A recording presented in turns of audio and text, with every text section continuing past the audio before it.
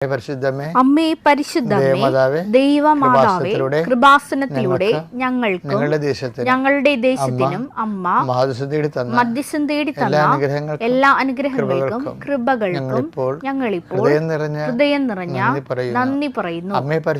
അമ്മേ പരിശുദ്ധമേ, ദൈവമാതാവേ, 2004 ഡിസംബർ 7-ാം തീയതി ഉച്ചകഴിഞ്ഞ് 2:30 കൃപാസനത്തിൽ സംഭവിച്ച അമ്മയുടെ പ്രത്യക്ഷപ്പെടലിനെ കുറിച്ച് തിരുസഭയ്ക്ക് സമർപ്പിച്ചിരിക്കുന്ന പഠനരേഖകളുടെ മേൽ സഭാത്മകമായ പഠനം ആരംഭിക്കുവാൻ ഞങ്ങൾ പ്രാർത്ഥിക്കുന്നു. അമ്മേ പരിശുദ്ധമേ, ഭൂസ്വർ ലോകങ്ങളുടെ രാജ്ഞിയായ അങ്ങേയ്ക്ക് ഭൗമ സംരക്ഷണത്തിനായി പ്രപഞ്ച പ്രകൃതിയെ തന്നെ തിരുസഭ പ്രതിഷ്ഠിക്കുവാൻ ഈ പ്രത്യക്ഷീകരണം വഴി ഇടയാക്കണമേ.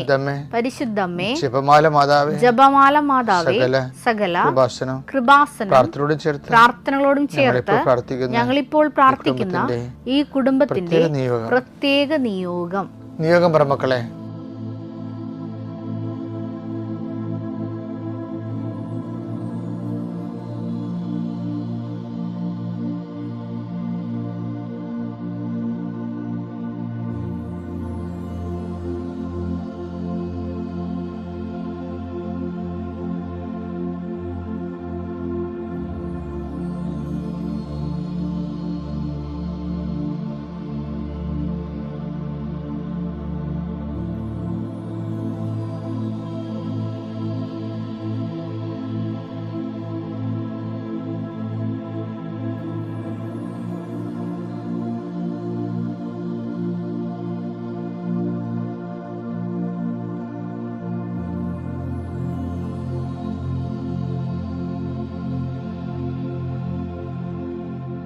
അമ്മയുടെ പ്രത്യക്ഷീകരണത്തിന്റെ ഈ അനുഗ്രഹവേളയിൽ ഞങ്ങൾക്ക് സാധിച്ചു തരുവാൻ കനിയണമേ.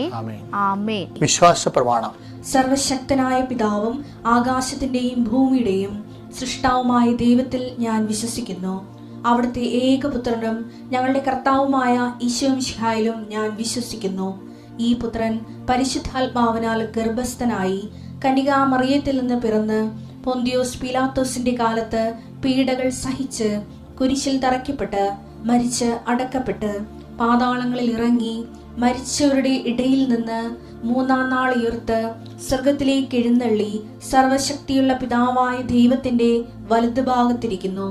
അവിടെ നിന്ന് ജീവിക്കുന്നവരെയും മരിച്ചവരെയും വിധിക്കുവാൻ വരുമെന്നും ഞാൻ വിശ്വസിക്കുന്നു.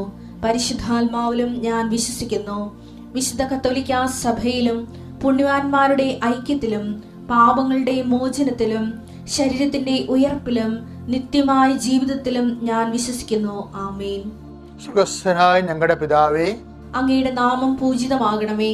അങ്ങയുടെ രാജ്യം വരണമേ. അങ്ങയുടെ തിരുമനസ് സ്വർഗത്തിലെ പോലെ ഭൂമിയിലും ആകണമേ. അന്നു വേണ്ടുന്ന ആഹാരം ഇന്ന് ഞങ്ങൾക്ക് തരണമേ. ഞങ്ങളോട് തെറ്റ് ചെയ്യുന്നവരോട് ഞങ്ങൾ ക്ഷമിക്കുന്നത് പോലെ ഞങ്ങളുടെ തെറ്റുകൾ ഞങ്ങളോടും ക്ഷമിക്കണമേ. ഞങ്ങളെ പ്രലോഭനത്തിൽ ഉൾപ്പെടുത്തരുതേ, തിന്മയിൽ ഞങ്ങൾ രക്ഷിക്കണമേ. ആമേൻ. നന്മ നിറഞ്ഞ മറിയമേ, സ്വസ്തി. കർത്താവ് അങ്ങയുടെ കൂടെ സ്ത്രീകളിൽ അങ്ങ് അനുഗ്രഹിക്കപ്പെട്ടവളാകുന്നു. അങ്ങയുടെ ഉദരത്തിൻ ഫലമായി ഈശോ അനുഗ്രഹിക്കപ്പെട്ടവനാകുന്നു. പരിശുദ്ധ മറിയമേ, തമ്പുരാന്റെ അമ്മേ, പാപികളായ ഞങ്ങൾക്ക് വേണ്ടി ഇപ്പോഴും ഞങ്ങളുടെ മരണസമയത്തും തമ്പുരാനോട് അപേക്ഷിക്കണമേ. ആമേൻ. കർത്താവിന്റെ ഉന്നതമായ നാമത്തിന് സ്വസ്ഥം ചെയ്യുന്ന കർത്താവേ, 39 വർഷം ഞാൻ അർപ്പിച്ച കുർബാനയുടെ യോഗ്യതയാൽ കൃപാസ്ഥാനത്താരെ ജീവനോടെ പ്രത്യക്ഷപ്പെട്ട മാതാവിൻ്റെ മധ്യസ്ഥത്തിൽ വീട്, ജോലി, വിവാഹം, വെളിച്ചം, വഴികൾ, വെള്ളം, ഇങ്ങനെ ഒരു അടിസ്ഥാന കാര്യങ്ങൾക്ക് വേണ്ടി കർത്താവെ വിഷമിക്കുന്നവരുണ്ട് ഈശോയെ. വിവാഹം ഒത്തുവരാത്തവരുണ്ട് ഈശോയെ. ഒത്തുവന്ന വിവാഹം പോയതിൻ്റെ പേരിൽ സങ്കടപ്പെട്ട് നടക്കുന്നവരുണ്ട് ഈശോയെ. അതുപോലെ ഒത്തുവന്ന വിവാഹം നടത്തി കൊടുക്കാൻ വേണ്ടി സാമ്പത്തികമായ വിഷയങ്ങളിൽ ഓരോരോ വാതിലും മുട്ടിക്കൊണ്ടിരിക്കുന്നവരുണ്ട്. മുട്ടി പരാജയപ്പെട്ടിട്ട് മനസ്സും ശരീരം തളർന്ന് വീട്ടിൽ വന്ന് കർത്താവ് പരസ്പരം വഴക്കിടുന്നവരുണ്ട്. ഞാൻ അന്നേ പറഞ്ഞല്ലോ വിചാരിച്ചിട്ടുണ്ട്, നിങ്ങൾ ഒരു വഴക്കും ആരും തമ്മിലിടരുത്. കർത്താവ് നിങ്ങളുടെ കാര്യം തീരുമാനിച്ചിട്ടുണ്ടെന്ന ബോധത്തിൽ ഒരുമിച്ച് പ്രാർത്ഥിക്കാൻ കർത്താവ് നിങ്ങളെ ശക്തിപ്പെടുത്തേണ്ടത് പ്രാർത്ഥിക്കുന്നു. ഈശോ, ഈ കാലങ്ങളിൽ നഷ്ടപ്പെട്ടിരിക്കുന്ന കടലിൽ ജോലി നഷ്ടപ്പെട്ടവരുണ്ട്, കാർഷിക മേഖല തകർന്നവരുണ്ട്, പല മേഖലയിലും മനുഷ്യനിങ്ങനെ എരിഞ്ഞ് പൊരിഞ്ഞ് ജീവിക്കുന്ന അവസ്ഥയാണ്. ആരും പറയാത്തത് കാരണം ഒത്തിരി മനുഷ്യൻ്റെ അഭിമാന ബോധങ്ങളൊക്കെ വളർന്നു പോയത് കാരണം ആരും അറിയിക്കാതെ നിശബ്ദമായി മനുഷ്യൻ ദുരന്തം അനുഭവിക്കുന്ന കാലഘട്ടമാണ്. അമ്മയെ പരിശുദ്ധമേ, ഓരോ വീട്ടിലും അമ്മ സഞ്ചരിക്കണമേ അമ്മേ. ഓരോ വീടുകളുടെയും വേദനകളെ എടുക്കണമേ അമ്മേ.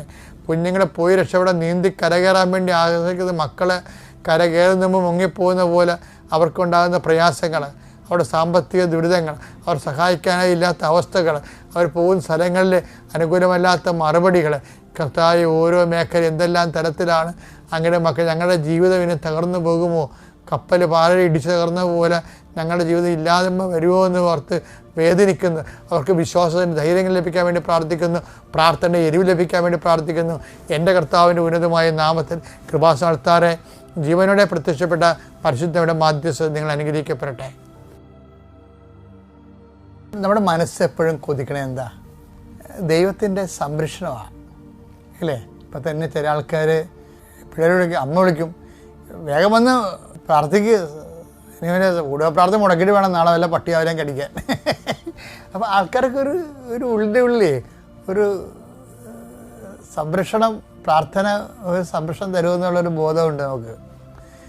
പക്ഷേ ഈ സംരക്ഷണത്തിന് വേറെ കുറേ നല്ല ഇത് ചട്ടപ്പടി പ്രാർത്ഥനാ രൂപങ്ങളല്ലാതെ തന്നെ അത് വേണം. അതങ്ങനെ ദൈവം നമ്മളെ ശിക്ഷിക്കുമെന്ന രീതിയിലാണ് ചില ആൾക്കാർ പ്രാർത്ഥിച്ച് കൂട്ടുന്നത്. കുഴപ്പമുണ്ട്, നമ്മളതിന് കുഴപ്പമൊന്നും ഉണ്ടാക്കരുതെന്ന്, അങ്ങനെയല്ല. അതൊരു നല്ല നിലപാടല്ല, ആരോഗ്യപരമായ സമീപനമല്ല.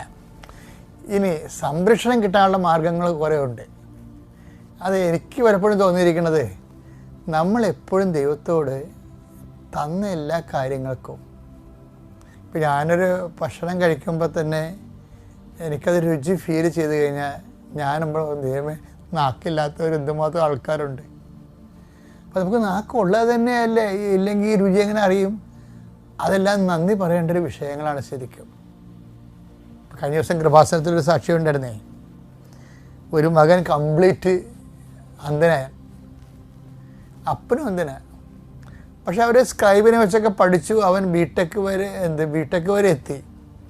പക്ഷെ ബിടെക്കിന് അഡ്മിഷൻ കിട്ടത്തില്ല. സ്ക്രീൻ കാണാൻ പാടില്ലാത്തവർക്ക് എങ്ങനെയാണ് ബിടെക്കിന് അഡ്മിഷൻ കൊടുക്കുന്നത്? റിജക്റ്റ് ചെയ്ത്. അവരിങ്ങനെ സങ്കടപ്പെട്ട് ഓഫീസ് വരാതെ നിൽക്കുകയാണ് കോളേജിൻ്റെ. അപ്പം അപ്പൻ എന്നാ ചെയ്തത്? അപ്പൻ അങ്ങേർക്ക് ഈ കണ്ണ് കാണാൻ പാടില്ലെങ്കിലും മനസ്സിൻ്റെ കണ്ണിലും മാതാവിനെ കാണുന്ന ആളാണ്. പുള്ളി ഉടനെ ഉടമ്പടി കാശുരമെടുത്ത് തിരുമി വിശ്വപ്രമാണം ചൊല്ലി.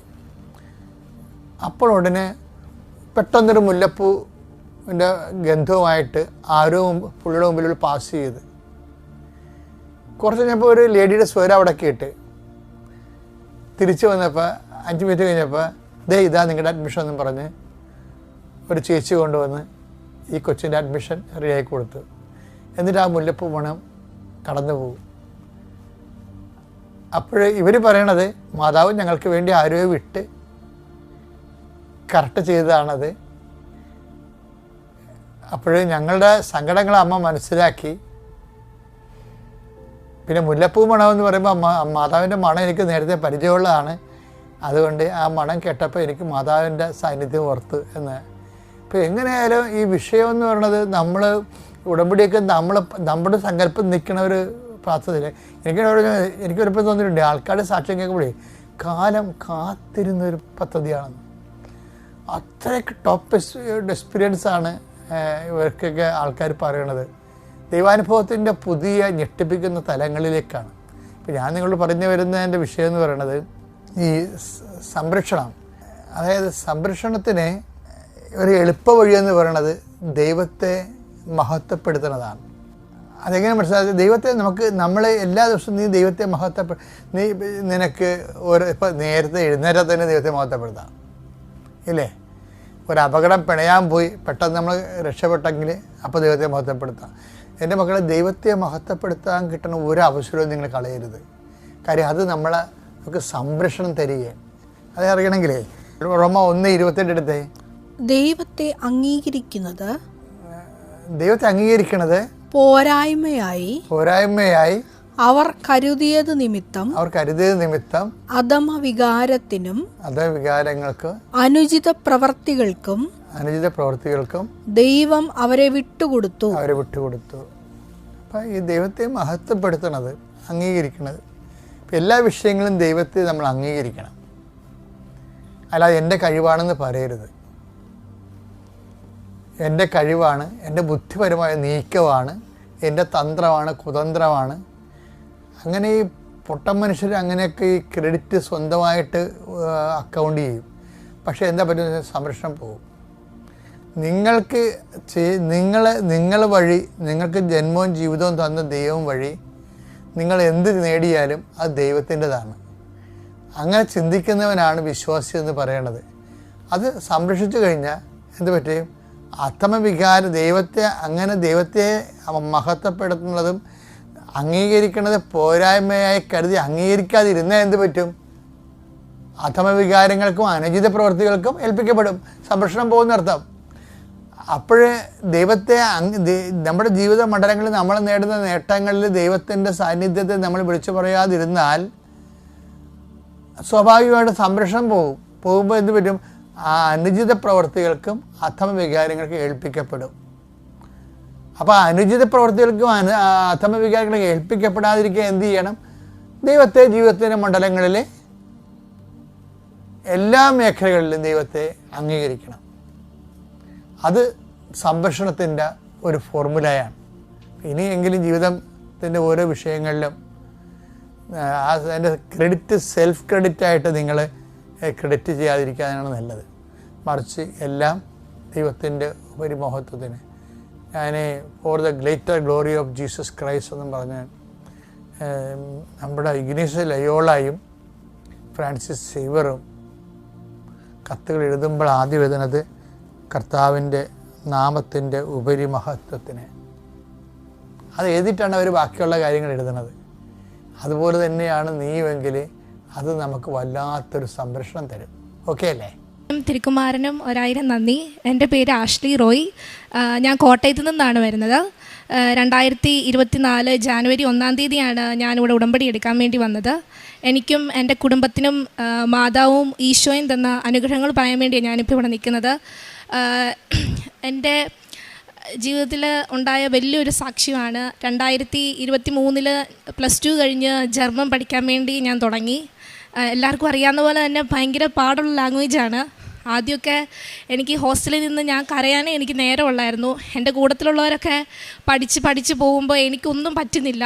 അതൊക്കെ എനിക്ക് ഭയങ്കര സങ്കടമായിരുന്നു. അപ്പോഴൊന്നും എനിക്ക് കൃപാസനത്തെക്കുറിച്ചൊന്നും അറിയത്തില്ല. ഞാനിങ്ങനെ മാതാവിനോട് പ്രാർത്ഥിക്കും.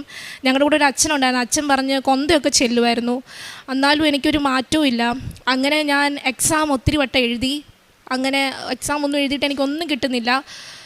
പിന്നെ ഞാനിവിടെ എൻ്റെ ഫ്രണ്ട് വഴി അമ്മയൊക്കെ പറഞ്ഞ് ഞാനിവിടെ ഉടമ്പടി എന്ന് പറഞ്ഞൊരു സംഭവമുണ്ട്, മാതാവുണ്ട് കൃപാസനത്തിൽ ആലുവയിൽ. അങ്ങനെ ഞാൻ വന്ന് ഉടമ്പടി എടുത്തു. അങ്ങനെ ഞാനൊരു എക്സാം എഴുതാൻ പോയി. എൻ്റെ കൂടെ ഉണ്ടായിരുന്ന ഫ്രണ്ടിൻ്റെ കൂടെയാണ് ഞാൻ എക്സാം എഴുതാൻ പോയത്. ഇവിടെ കിട്ടിയ പത്രമൊക്കെ ഞാൻ കൊടുക്കാൻ പോയി. അപ്പം ഒരു വട്ടം ഞാനിങ്ങനെ പത്രം കൊടുത്തുകൊണ്ടിരുന്നപ്പം ഒരു ചേട്ടൻ എൻ്റെ അടുത്ത് വന്ന് പറഞ്ഞു, നിനക്കൊന്നും വേറെ പണിയില്ലേ, നീയൊക്കെ എന്തിനാ ഇത് കൊടുത്ത് നടക്കുന്നേ, അങ്ങനെ എന്നൊക്കെ പറഞ്ഞ് എനിക്ക് ഭയങ്കരമായിട്ട് സങ്കടം വന്നു. അന്ന് എക്സാം എഴുതുന്നതിന് രാവിലെയാണ് ഞാൻ പത്രം കൊടുക്കാൻ വേണ്ടി പോകുന്നത്. അപ്പം ഞാൻ ആ ചേട്ടന് വേണ്ടി അവിടെ നിന്ന് പള്ളിയിൽ നിന്ന് പ്രാർത്ഥിക്കുക. ഈ ചേട്ടന് ഇങ്ങനെയൊന്നും തോന്നരുതേ മാതാവേ, ആ ചേട്ടനെ അനുഗ്രഹിക്കണേ, ആ ചേട്ടൻ്റെ മനസ്സിലെ വിഷമം കൊണ്ടായിരിക്കും ചിലപ്പോൾ ആ ചേട്ടൻ അങ്ങനെ പറയുന്നതെന്നൊക്കെ പറഞ്ഞ് ഞാൻ പ്രാർത്ഥിച്ചു. അന്ന് എഴുതിയ എക്സാം പരീക്ഷ ഞാൻ പറഞ്ഞത് എന്താണെന്ന് പോലും എനിക്ക് ഓർമ്മയില്ല, ഞാൻ എഴുതി വെച്ചത് എന്താണെന്ന് പോലും ഓർമ്മയില്ല. പക്ഷെ ഞാൻ ആ പരീക്ഷ പാസ്സായി. അത് കഴിഞ്ഞ് പിന്നെയും ഞാൻ 2 അന്ന് എനിക്ക് എഴുതാൻ പറ്റുള്ളൂ. പിന്നെ ഞാൻ എക്സാം എഴുതി. എനിക്ക് ഒരു സ്ഥലത്തും ഡേറ്റ് കിട്ടുന്നില്ല. ഞാനിവിടെ വന്ന് പ്രാർത്ഥിക്കുന്നുണ്ട്. അങ്ങനെ പ്രാർത്ഥിച്ചിട്ടൊന്നും എനിക്ക് ഡേറ്റ് കിട്ടുന്നില്ല. അവസാനം ഇവിടെ അച്ഛൻ്റെ അടുത്ത് വന്ന് പ്രാർത്ഥിച്ച് എനിക്കൊരു ഡേറ്റ് കിട്ടി. അത് കോയമ്പത്തൂരായിരുന്നു. കോയമ്പത്തൂർ പോയി എഴുതി. ഞാൻ ഇവിടുന്ന് തമിഴ് പത്രമൊക്കെ മേടിച്ചു കൊണ്ട് കോയമ്പത്തൂർ കൊണ്ട് കൊടുക്കുമായിരുന്നു. അങ്ങനെ കൊടുത്തു. ആ പരീക്ഷ ഒരെണ്ണം എനിക്ക് കിട്ടിയുള്ളൂ, ബാക്കി ഞാൻ പാസ്സായി. പിന്നെയും ഞാൻ ഡേറ്റ് എടുത്തു, ബാംഗ്ലൂർ പോയി. അന്ന് അച്ഛൻ പറഞ്ഞായിരുന്നു, ഞങ്ങൾ പോകുന്ന ഏജൻസിയിൽ അച്ഛൻ പറഞ്ഞു, നിനക്ക് ഏപ്രിൽ 30 വരെ സമയം തരത്തുള്ളൂ, അത് കഴിഞ്ഞാൽ നിനക്ക് പോകാൻ പറ്റത്തില്ല. ജർമ്മനിലേക്ക് പോകണമെങ്കിൽ നമുക്ക് ഏപ്രിലും സെപ്റ്റംബറിലും ഇൻടേക്കുള്ളൂ. അപ്പോൾ അച്ഛൻ പറഞ്ഞു, ഏപ്രിൽ 30 കഴിഞ്ഞാൽ നിനക്ക് സമയമില്ല, പിന്നെ നിനക്ക് പോകാൻ പറ്റത്തില്ല, പിന്നെ അടുത്ത വർഷമേ പോകാൻ പറ്റുള്ളൂ. ഇപ്പം തന്നെ എൻ്റെ 2 വർഷം പോയി. നാട്ടുകാരും വീട്ടുകാരും എല്ലാവരും എന്നെ അങ്ങ് കുറ്റപ്പെടുത്താൻ തുടങ്ങി. എനിക്ക് എന്താണെന്നറിയത്തില്ല. എൻ്റെ കൂടെയുള്ളവരെല്ലാം ഡിഗ്രിക്ക് പോകുന്നു, നേഴ്സിംഗ് പഠിക്കാൻ പോകുന്നു, ഉള്ളവരൊക്കെ ജർമ്മനിക്ക് പോകുന്നു. ഞാൻ പ്രാർത്ഥിച്ചവരെല്ലാം രക്ഷപ്പെട്ടു. പക്ഷേ എനിക്ക് മാത്രം ഒന്നും കിട്ടുന്നില്ല. ഞാൻ കരഞ്ഞ് കരഞ്ഞ് പ്രാർത്ഥിക്കാത്ത ദിവസങ്ങളില്ലായിരുന്നു. എൻ്റെ അമ്മ എനിക്ക് വേണ്ടി പ്രാർത്ഥിച്ച് ഞാൻ ഇപ്പോഴും ഓർക്കുന്നുണ്ട്. കരഞ്ഞ് ഞാൻ പ്രാർത്ഥിച്ചു. അതിൻ്റെ ഫലമായിട്ട് എനിക്ക് ഏപ്രിൽ 30 ഡേറ്റ് കിട്ടി. ഞാൻ എക്സാം എഴുതി. ആ എക്സാമും ഞാൻ പാസ്സായി. എനിക്ക് സർട്ടിഫിക്കറ്റ് കൊടുക്കാൻ പറ്റി. അന്ന് വൈകിട്ട് എന്നെ വിളിച്ചു അവർ, നിനക്ക് വിസയ്ക്ക് ഡേറ്റ് എടുക്കണോ വേണ്ടയോ എന്ന്. റിസൾട്ട് അന്ന് വരുമെന്ന് എനിക്ക് അറിയത്തില്ല. അപ്പം ഞാൻ പറഞ്ഞു, ഇങ്ങനെ കാശ് രൂപ എൻ്റെ കയ്യിലുണ്ടായിരുന്നു. എക്സാമിന് എഴുതി കാശ് രൂപ എൻ്റെ പോക്കറ്റിൽ കിടപ്പുണ്ടായിരുന്നു. ആ കാശ് രൂപ ഞാൻ മുറുക്കെ പിടിച്ചിട്ട് ചോദിച്ചു, മാതാവേ ഞാൻ ഡേറ്റ് എടുക്കണോ, നീ പറ, എനിക്ക് എന്നാ ചെയ്യേണ്ടതെന്ന് അറിയത്തില്ല. അപ്പം എൻ്റെ ഉള്ളിൽ ഇങ്ങനെ പറയുക, നീ ഡേറ്റ് എടുക്കാൻ പറ, കുഴപ്പമില്ല, നീ ഡേറ്റ് എടുക്കാൻ പറ. അങ്ങനെ ഞാൻ ഡേറ്റ് എടുത്തോളാൻ പറഞ്ഞു. പരീക്ഷ വന്നു, ഞാൻ എക്സാം റിസൾട്ട് വന്നു, ഞാൻ എക്സാം പാസ്സായി. എനിക്ക് ഈ വിസയും കിട്ടി. ഈ വരുന്ന സെപ്റ്റംബറിൽ ഞാൻ ജർമ്മനിലേക്ക് പോവുകയാണ്. എൻ്റെ ചേച്ചി ഇതുപോലെ നഴ്സിംഗ് ആന്ധ്രയിലാണ് പഠിക്കാൻ പോയത്. നല്ലപോലെ പഠിക്കുമായിരുന്നു. പക്ഷേ ഫസ്റ്റ് ഇയർ തൊട്ട് അവൾക്ക് സപ്ലി കിട്ടിയപ്പോൾ ഇവളുടെ കയ്യിലൊന്നും നിൽക്കുന്നില്ല. ഇവൾക്ക് ഭയങ്കരമായിട്ട് സങ്കടം വന്നിട്ട് എന്നെ എന്നും വിളിച്ച് പറയും, എടി എനിക്ക് പറ്റുന്നില്ല, എനിക്ക് മാത്രം, എൻ്റെ കൂട്ടത്തിലുള്ള എല്ലാവരും രക്ഷപ്പെട്ടു പോകുന്നുണ്ട്, എനിക്ക് മാത്രം ഒന്നും പറ്റുന്നില്ല. എൻ്റെ കൂടെയുള്ളവരെല്ലാം പാസ്സായി, എൻ്റെ കൂട്ടുകാരൊക്കെ പാസ്സായി, എനിക്കൊന്നും പറ്റുന്നില്ല. അങ്ങനെ സെക്കൻഡ് ഇയറിൽ അവൾ സപ്ലി കിട്ടി, പിന്നെ സപ്ലി കിട്ടി, തേർഡ് ഇയറിൽ സപ്ലി കിട്ടി. അത് ഭയങ്കരമായിട്ട് അവളെ തളർത്തി. നമ്മൾ നഴ്സിംഗ് പഠിക്കുന്ന പിള്ളേർക്കറിയാം, തോറ്റ് കഴിഞ്ഞാൽ പിന്നെ നമ്മൾ ആദ്യം തൊട്ട് നേഴ്സിംഗ് പിന്നെ എഴുതണം. അപ്പം ഞാൻ അങ്ങനെ വീണ്ടും ഇവിടെ വന്നിട്ട് ഞാൻ എന്നും പ്രാർത്ഥിക്കും, മാതാവേ എൻ്റെ കാര്യം നടന്നില്ലെങ്കിലും അവളുടെ കാര്യം ഒന്ന് എങ്ങനെയെങ്കിലും രക്ഷപ്പെടുത്തി വിടണേ മാതാവേ. അവൾ ഇത്രയും കഷ്ടപ്പെട്ട് കരഞ്ഞ് പ്രാർത്ഥിക്കുന്ന ആളാണ് അവൾ. ഒത്തിരി വചനം ഒക്കെ എഴുതി എന്നും പ്രാർത്ഥിക്കും, മാതാവിനോട് മുട്ടിപ്പായി നിന്ന് പ്രാർത്ഥിക്കും. അങ്ങനെ ഞാനിവിടെ ഒരു വട്ടം വന്നപ്പോൾ, അവൾ അവധിക്ക് വന്നപ്പം, 4th ഇയറിൽ പഠിച്ചുകൊണ്ടിരിക്കുന്ന സമയത്ത് അവധിക്ക് വന്നപ്പം ഞാൻ അവൾക്ക് ഇവിടുന്ന് മേടിച്ച തൈലവും അതുപോലെ തന്നെ എനിക്ക് ഇവിടുന്ന് മാതാവിൻ്റെ ഫോട്ടോയും കൊന്തയൊക്കെ കിട്ടി. അതൊക്കെ ഞാൻ അവളുടെ കൊടുത്തു വിട്ടു. ഞാൻ പറഞ്ഞു, എടി നീ പേടിക്കണ്ട, മാതാവുണ്ട് കൂടെ.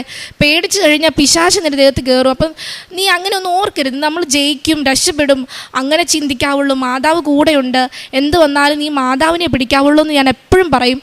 അങ്ങനെ അതിൻ്റെ ഫലമായിട്ട് അവൾ ശരിക്കും 4th ഇയറിൽ ഞങ്ങൾ പോലും അത്ഭുതപ്പെട്ടു പോയി. ഫസ്റ്റ് ക്ലാസ്സോടുകൂടി അവൾ എക്സാം പാസ്സായി. അത് ശരിക്കും നല്ലൊരു വിജയമായിരുന്നു എൻ്റെ ചേച്ചിക്കും എനിക്കും. എൻ്റെ കുടുംബത്തിനും ഒത്തിരി മാതാവ് അനുഗ്രഹങ്ങൾ തന്നു. കാരുണ്യപ്രവർത്തികളായിട്ട് ഞാൻ ട്യൂഷൻ എടുക്കുന്നുണ്ട്. അപ്പം ഞാൻ മാതാവിനോട് പറഞ്ഞായിരുന്നു, എനിക്ക് കിട്ടുന്ന എന്ത് ഇതാണെങ്കിലും ജോലിയാണ്, അതിൽ കിട്ടുന്ന ആദ്യത്തെ സാലറി അത് ഞാൻ മാതാവിന് വേണ്ടി കൊടുക്കും, ആർക്കെങ്കിലും ഉപകാരം ചെയ്യാൻ വേണ്ടി. അങ്ങനെ എനിക്ക് കിട്ടിയ സാലറിക്ക് ഞാൻ ഒരു അബ്രോഭവനിൽ പോയി കൊടുക്കുമായിരുന്നു, ഞാനും എൻ്റെ അമ്മയും. അതുപോലെ ഞങ്ങൾക്ക് പൈസ ഇല്ലാത്ത കാലത്തും ഒന്നുമില്ലാത്ത കാലത്തും ഞങ്ങൾ ആർക്കെങ്കിലും സഹായം കൊടുക്കും. ഇവിടെ പോയി എല്ലാവർക്കും ചെയ്തു കൊടുക്കും. വീട്ടിൽ വരുന്നവർക്ക് ഞങ്ങൾ ആരെയും വെറും കൈയോടെ വിടത്തില്ല. ഒന്നെങ്കിൽ ഭക്ഷണമായിട്ട്, പൈസയായിട്ടാണെങ്കിലും വസ്ത്രമായിട്ടാണെങ്കിലും ഞങ്ങൾ ഒത്തിരി കൊടുക്കുമായിരുന്നു. എനിക്ക് പിന്നെ ഈ യാത്ര ചെയ്യുമ്പം ഛർദി അങ്ങനത്തെ പ്രശ്നങ്ങളൊക്കെ ഉണ്ടായിരുന്നു. തലവേദന, ഛർദി, തലകറക്കം, അങ്ങനത്തെ പ്രശ്നങ്ങൾ ഭയങ്കരമായിരുന്നു. അതുകൊണ്ട് എനിക്ക് ജസ്റ്റ് എൻ്റെ കോട്ടയം ജില്ല വരെ ഒന്നും പോകാൻ പോലും എനിക്ക് പറ്റത്തില്ല, അത്രയും തലകറക്കമായിരുന്നു. ഇപ്പം എനിക്ക് എങ്ങോട്ട് എറണാകുളമോ കൊച്ചിയോ ഇപ്പം തിരുവനന്തപുരമൊക്കെ ആണെങ്കിലും ട്രാവൽ ചെയ്യും, ഒരു കുഴപ്പമില്ല.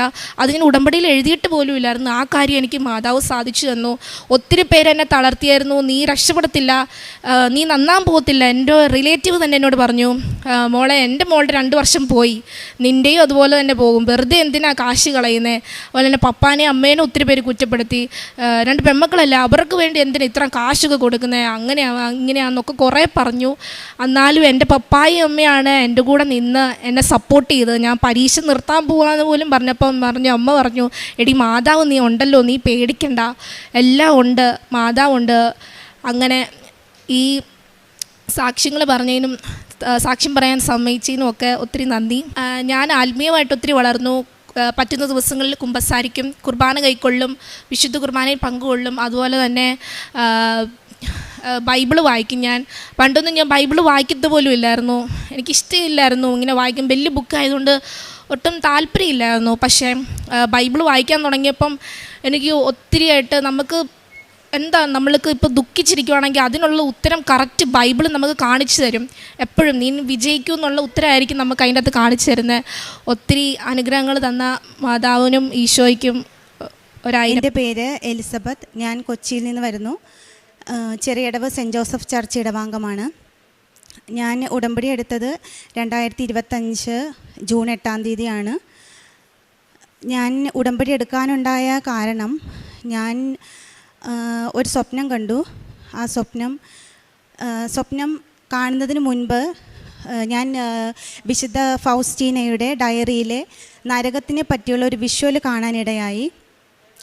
അത് കണ്ടതോടുകൂടി ഞാൻ ശരിക്കും പേടിച്ചു പോയി. നരകം ഇങ്ങനെയാണോ, എൻ്റെ ആത്മാവിനെ നരകത്തിലേക്ക് എനിക്ക് വിടരുത് എന്നുള്ള ഒരു ചിന്തയായി. പിന്നെ അപ്പോൾ അന്ന് ഞാൻ 50 നോൻപ് 2024 50 നോൻപെടുത്ത് പ്രാർത്ഥിച്ചുകൊണ്ടിരുന്ന സമയമായിരുന്നു. അപ്പോൾ ഒരു ദിവസം പ്രാർത്ഥിച്ചപ്പോൾ ഞാൻ ഈശോനോട് പറഞ്ഞു, ഈശോയെ, എനിക്ക് എൻ്റെ ആത്മാവിനെ നരകത്തിൽ വിടണ്ട, അതിനുവേണ്ടി ഞാൻ എന്ത് ചെയ്യും? ഞാൻ പ്രാർത്ഥിക്കുന്നുണ്ട്, പക്ഷേ പ്രലോഭനങ്ങളും എൻ്റെ ചുറ്റുമുണ്ട്. അപ്പോൾ പ്രലോഭനത്തിൽ നിന്നെല്ലാം അകന്ന് നിത്യത്തിലേക്ക് എൻ്റെ ആത്മാവിനെ വിടാനായിട്ട് അങ്ങനെ അനുഗ്രഹിക്കണമേ. പ്രലോഭനങ്ങളിൽ നിന്നെല്ലാം എന്നെ കാത്തുകൊള്ളണമേ. അതിന് ഞാൻ എന്താണ് ചെയ്യേണ്ടത്? അന്ന് ഞാൻ ഈശോനോട് പ്രാർത്ഥിച്ചു. അന്ന് രാത്രി ഞാനൊരു സ്വപ്നം കണ്ടു. ഈശോയുടെ കുരിശുമരണമായിരുന്നു ആ സ്വപ്നം. സ്വപ്നത്തിൽ ഈശോയെ 2 കള്ളന്മാരുടെ നടുവിൽ കുരിശ് തറച്ചതായാണ് ഞാൻ കണ്ടത്.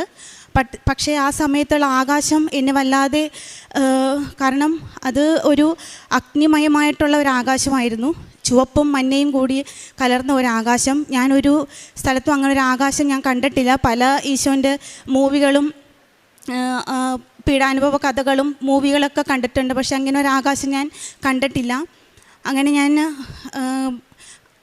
സ്വപ്നം കണ്ടു. അതിന് ശേഷം ഞാൻ ജോസഫ് അച്ഛൻ്റെ കൃപാസനത്തെപ്പറ്റി കേട്ടിട്ടുണ്ടെങ്കിലും ഞാനങ്ങനെ വീഡിയോ സാക്ഷ്യങ്ങൾ കേൾക്കുകയോ അച്ഛൻ്റെ ആരാധനയിൽ കൂടുകയോ അങ്ങനെയൊന്നും ചെയ്യാറില്ലായിരുന്നു. ഒരു ദിവസം യാദൃശ്ചികമായി ഞാൻ അച്ഛൻ്റെ ആരാധന കൂടുവാനിടയായി. അന്നേരം ഞാൻ ഈശോനോട് പ്രാർത്ഥിച്ചുകൊണ്ടിരുന്ന സമയം കണ്ണടച്ച് പ്രാർത്ഥിച്ചിരിക്കുമായിരുന്നു. അപ്പോൾ പെട്ടെന്ന് കണ്ണു തുറന്ന് നോക്കുമ്പോൾ അരുളിക്കയിൽ പുറകിലായിട്ട് ഞാൻ സ്വപ്നത്തിൽ കണ്ട അതേ ആകാശം, ഈ ആകാശം ഞാൻ കണ്ടു. അപ്പോൾ ഞാനത് കണ്ട് പെട്ടെന്ന് പിറ്റേ ദിവസം ഞാൻ എൻ്റെ അമ്മയോട് പറഞ്ഞു, അമ്മ ഞാൻ ഇങ്ങനെ സ്വപ്നത്തിൽ, അപ്പം അമ്മയോട് ഞാൻ ഈ സ്വപ്നത്തിനെ പറ്റി പറഞ്ഞിരുന്നു. അപ്പോൾ ഞാൻ അമ്മയോട് പറഞ്ഞു, സ്വപ്നത്തിൽ ഞാൻ കണ്ട ആകാശം കൃപാസനത്തിലെ ആകാശമായിരുന്നു അമ്മയെന്ന് പറഞ്ഞു. അപ്പോൾ അമ്മ പറഞ്ഞു, അത് ഉടമ്പടിയിലേക്ക് മാതാവ് നിന്നെ വിളിക്കുന്നതാണ് മോളെ എന്ന് പറഞ്ഞു. അന്ന് മുതൽ ജോസഫ് അച്ഛൻ്റെ ആരാധനയിൽ മുടങ്ങാതെ എല്ലാ ദിവസവും ആരാധനയിൽ പല ചാനലുകളിലായിട്ട് ആരാധനകൾ വരാറുണ്ട്. അങ്ങനെ ഏതെങ്കിലും ചാനലാണെങ്കിലും 30-40 മിനിറ്റിൻ്റെ ആരാധന എന്ന് ഞാൻ കൂടി പ്രാർത്ഥിക്കും. സാക്ഷ്യങ്ങളൊക്കെ കേൾക്കുവാൻ തുടങ്ങി. അങ്ങനെ എന്നും പ്രാർത്ഥിക്കുമായിരുന്നു. പിന്നെ അപ്പോൾ എനിക്ക് മനസ്സിലായി, ഉടമ്പടി എന്ന് പറഞ്ഞത് നിത്യത്തിലേക്കുള്ള വഴിയാണ് ഉടമ്പടി എന്ന് അന്ന് ഞാൻ മനസ്സിലാക്കി. പിന്നെ എനിക്ക് ലഭിച്ച അനുഗ്രഹങ്ങൾ 2023 ഞാൻ യൂറോപ്പ് ബെൽജിയം ജോബിന് വേണ്ടിയിട്ട് ട്രൈ ചെയ്യുകയായിരുന്നു. 2023 ഡിസംബറിലാണ് അവിടെ നിന്ന് പ്രോസസ്സിങ്ങിനെ പറ്റിയുള്ള ഒരു മെയിൽ ലാസ്റ്റ് എനിക്ക് വന്നത്. 2024 ഡിസംബർ ആയിട്ടും എനിക്ക് അവിടെ നിന്ന് ഒരു മെയിലും ഒരു വർഷമായിട്ടും വന്നില്ലായിരുന്നു. ഏജൻറ്റിനോട് ചോദിക്കുമ്പോൾ ഏജൻറ്റ് പറയും, അങ്ങോട്ട് മെയിൽ അയക്ക്, പ്രോസസ്സിങ് ഡിലേ ആണ്, ഇങ്ങനെയൊക്കെയായിരുന്നു പറഞ്ഞുകൊണ്ടിരുന്നത്. അപ്പോൾ ഡിസംബറിൽ 7-ാം തീയതി ഞാനൊരു ഡിസംബർ ഫസ്റ്റ് വീക്ക് ഒരു 1-2 തീയതി ആ ദിവസങ്ങളിൽ ഞാൻ അച്ഛൻ്റെ ആരാധന കൂടിക്കൊണ്ടിരുന്ന സമയത്ത് ഞാൻ മനസ്സിലാക്കി അമ്മ മാതാവ് പ്രത്യക്ഷപ്പെട്ടത് ഡിസംബർ 7-ാം തീയതിയാണ്. അപ്പം ഞാൻ അന്ന് ആരാധനയിൽ പങ്കെടുത്തുകൊണ്ടിരിക്കുക ഞാൻ പ്രാർത്ഥിച്ചു, അമ്മ മാതാവേ, ഞാൻ ബെൽജിയത്തിലെ ജോബ് അമ്മ എനിക്ക് ഒരുക്കി വെച്ചിട്ടുണ്ടെങ്കിൽ എനിക്ക് അമ്മ ഡിസംബർ 7-ന് മുന്നേ, ഒരു വർഷമായിട്ട് അവിടെ നിന്ന് ഒരു മെയിലുമില്ല, എനിക്ക് ഡിസംബർ 7-ന് മുന്നേ അമ്മ ഇത് അറിയിക്കണം. എനിക്ക് ആ ജോബ് അമ്മയും തിരുക്കുമാരൻ്റെ ഹിതം അതാണെങ്കിൽ എനിക്കത് കിട്ടും, എനിക്ക് അവിടെ ഒരുക്കി വെച്ചിട്ടുണ്ടെങ്കിൽ അമ്മ എനിക്കതിന് ഒരു മറുപടി തരണേ, അതിനെന്തെങ്കിലും അവിടെ നിന്നൊരു മെയിൽ എനിക്ക് വരണേന്ന്. അങ്ങനെ ഡിസംബർ 6-ാം തീയതിയിൽ 2:30 കഴിഞ്ഞപ്പോഴത്തേക്കും എനിക്ക് അവിടെ നിന്നൊരു മെയിൽ വന്നു. ഇൻ്റർവ്യൂവിനുള്ള മെയിലായിരുന്നു അത്. അമ്മ മാതാവ് വഴിയാണ് എനിക്ക് ആ മെയിൽ ലഭിച്ചത്. കാരണം ഞാനൊരു ANM നേഴ്സാണ്. അവിടെ ഞങ്ങളുടെ ഒരു 8 കാൻഡിഡേറ്റ്സ് ആയിരുന്നു ആ ബാച്ചിൽ പോകാനുള്ളത്. അതിൽ ഞാൻ മാത്രമാണ് ANM, ബാക്കി എല്ലാവരും BSCയും GNM നേഴ്സുമാരാണ്. അമ്മ മാതാവ് എനിക്ക് ഇൻ്റർവ്യൂവിന് ഒരു BSc സ്റ്റാഫ് കഴിഞ്ഞ് രണ്ടാമതായിട്ട് അമ്മ എനിക്ക് ഇൻ്റർവ്യൂവിന് ഡേറ്റ് തന്ന അമ്മേനെ അനുഗ്രഹിച്ചു. പിന്നെ ഒത്തിരി തടസ്സങ്ങളുണ്ടായിരുന്നെങ്കിലും മാതാവിൻ്റെ വലിയ കൃപയാലാണ് എനിക്ക് ഈ ജോലി ഇപ്പോൾ ലഭിച്ചിരിക്കുന്നത്. ഈ ജൂൺ 29 ഞാൻ ബെൽജിയത്തിലേക്ക് പോവുകയാണ്. എൻ്റെ കഴിവല്ല, കാരണം ഇപ്പോഴും BSc സ്റ്റാഫും GNM സ്റ്റാഫും എല്ലാവരും ഈ ഇൻ്റർവ്യൂവിന് ഡേറ്റ് കിട്ടാനും ഓരോരോ തടസ്സങ്ങൾ കൊണ്ട് വെയിറ്റിങ്ങിലാണ്. ആരും പോയിട്ടില്ല ഇതുവരെ. 2-2.5 കൊല്ലമാകാൻ പോകുന്നു ഞങ്ങൾ ഈ പ്രോസസ്സിങ് സ്റ്റാർട്ട് ചെയ്തിട്ട്. ഇതിൽ ഒരു BSc നേഴ്സും അത് കഴിഞ്ഞ് എന്നെയുമാണ് സെലക്ട് ചെയ്തിരിക്കുന്നത്. ഇത് അമ്മയുടെയും തിരുക്കുമാരൻ്റെയും വലിയൊരു കൃപയാലാണ്. എൻ്റെ കഴിവല്ലെന്ന് ഞാൻ 100% വിശ്വസിക്കുന്നു. കാരണം ഇപ്പോൾ അവർ GNMനെയും ANMനെയും അവർ എടുക്കുന്നു പോലുമില്ല. ഓൺലി BSc കാൻഡിഡേറ്റ്സിനെയാണ് അവർ എടുക്കുന്നത്, പ്രോസസ്സിങ് ചെയ്യുന്നത് പോലും. ഇതിലാണ് അമ്മ മാതാവ് എന്നെ, ഒരു ANM ആയ എന്നെ അമ്മ ഈ ജോലി നൽകി അനുഗ്രഹിച്ചത്. പിന്നെ 2025 ജൂൺ 8 ഞാൻ ഉടമ്പടി എടുക്കാൻ അന്ന് ബൈക്ക് കംപ്ലൈൻ്റ് ആയി. അപ്പോൾ ഉടമ്പടി എടുക്കാൻ പോരുന്ന സമയത്ത് തന്നെ ബൈക്ക് കംപ്ലൈൻ്റ് ആയി. അപ്പോൾ ഞാൻ അമ്മയോട് പറഞ്ഞു, അമ്മയോ ഞാനിവിടെ വരുന്നത് അമ്മയ്ക്ക് ഇഷ്ടമല്ലേ, എന്തുകൊണ്ടാണ് എനിക്ക് ഇങ്ങോട്ട് വരാനായിട്ട് തടസ്സങ്ങൾ വരുന്നത്? എന്നിട്ട് ഞാൻ ബസ്സിനാണ് വന്നത്. അപ്പോൾ ബസ്സിലിരുന്ന് ഞാൻ കൊന്ത ചൊല്ലി പ്രാർത്ഥിച്ചുകൊണ്ടിരുന്നു. കൊന്ത ചൊല്ലി പ്രാർത്ഥിച്ച് ഞാൻ പുറത്തേക്ക് നോക്കിയപ്പോൾ അമ്മ എനിക്ക് മഴവില്ല് കാണിച്ചു തന്നു. അപ്പോൾ എനിക്ക് മനസ്സിലായി അമ്മയ്ക്ക് ഞാൻ ഉടമ്പടി എടുക്കാൻ വരുന്നതിൽ ഒരു വേറെ ഇഷ്ടക്കേടൊന്നുമില്ല, അമ്മ എന്നെ വിളിക്കുന്നുണ്ടെന്ന്. കാരണം മഴവില്ല് ഉടമ്പടിയുടെ പ്രതീകമാണ്. അങ്ങനെ എനിക്ക് വിശ്വാസമായി. ഇവിടെ വന്ന് ഉടമ്പടിയെടുത്ത് പ്രത്യക്ഷീകരണ പ്രാർത്ഥന ചൊല്ലി മുട്ടുകുത്തി പ്രാർത്ഥിച്ചുകൊണ്ടിരുന്നപ്പോൾ അമ്മ എനിക്ക് സുഗന്ധാഭിഷേകവും തന്നു. പിന്നെ എനിക്ക് 2023 മുതൽ ഞാൻ എൻ്റെ പഴയ ജോലിയുടെ പ്രൊവിഡൻറ്റ് ഫണ്ട് എടുക്കുവാനായിട്ട് ശ്രമിച്ചുകൊണ്ടിരിക്കുകയായിരുന്നു. പക്ഷേ പല തടസ്സങ്ങളായിട്ട് എനിക്കത് എടുക്കാൻ പറ്റുന്നില്ലായിരുന്നു. ഞാൻ ഉടമ്പടി എടുത്തതിന് ശേഷം വിശുദ്ധ ഉപ്പും തൈലവും പുരട്ടി ഞാൻ ആ PFൻ്റെ ഫോമിൽ എല്ലായിടത്തും എപ്പോഴും അപ്ലൈ ചെയ്യുമ്പോഴും ഞാൻ പ്രാർത്ഥിച്ചുകൊണ്ടിരുന്നു. അങ്ങനെ അമ്മയോട് പ്രാർത്ഥിച്ചതിൻ്റെ ഫലമായിട്ട് എനിക്ക് ആ PF എടുക്കാനായിട്ട് ഈ 2025 ഉടമ്പടിക്ക് ശേഷം സാധിച്ചു. ഇങ്ങനെ ചെറുതും വലുതുമായ ഒത്തിരി അനുഗ്രഹങ്ങൾ ഞാൻ അറിഞ്ഞും അറിയാതെയും അമ്മ തന്ന എല്ലാ അനുഗ്രഹങ്ങൾക്കും അമ്മയോടും ഈശോയോടും നന്ദി പറയുന്നു. കാരുണ്യപ്രവർത്തികൾ എൻ്റെ ആരെന്ത് സഹായം എന്നോട് ചോദിച്ചാലും എൻ്റെ കയ്യിലുണ്ടെങ്കിൽ അവർക്ക് ഞാനത് കൊടുത്തിരിക്കും. ഇല്ലെന്ന് ഞാൻ ആരോടും പറയാറില്ല.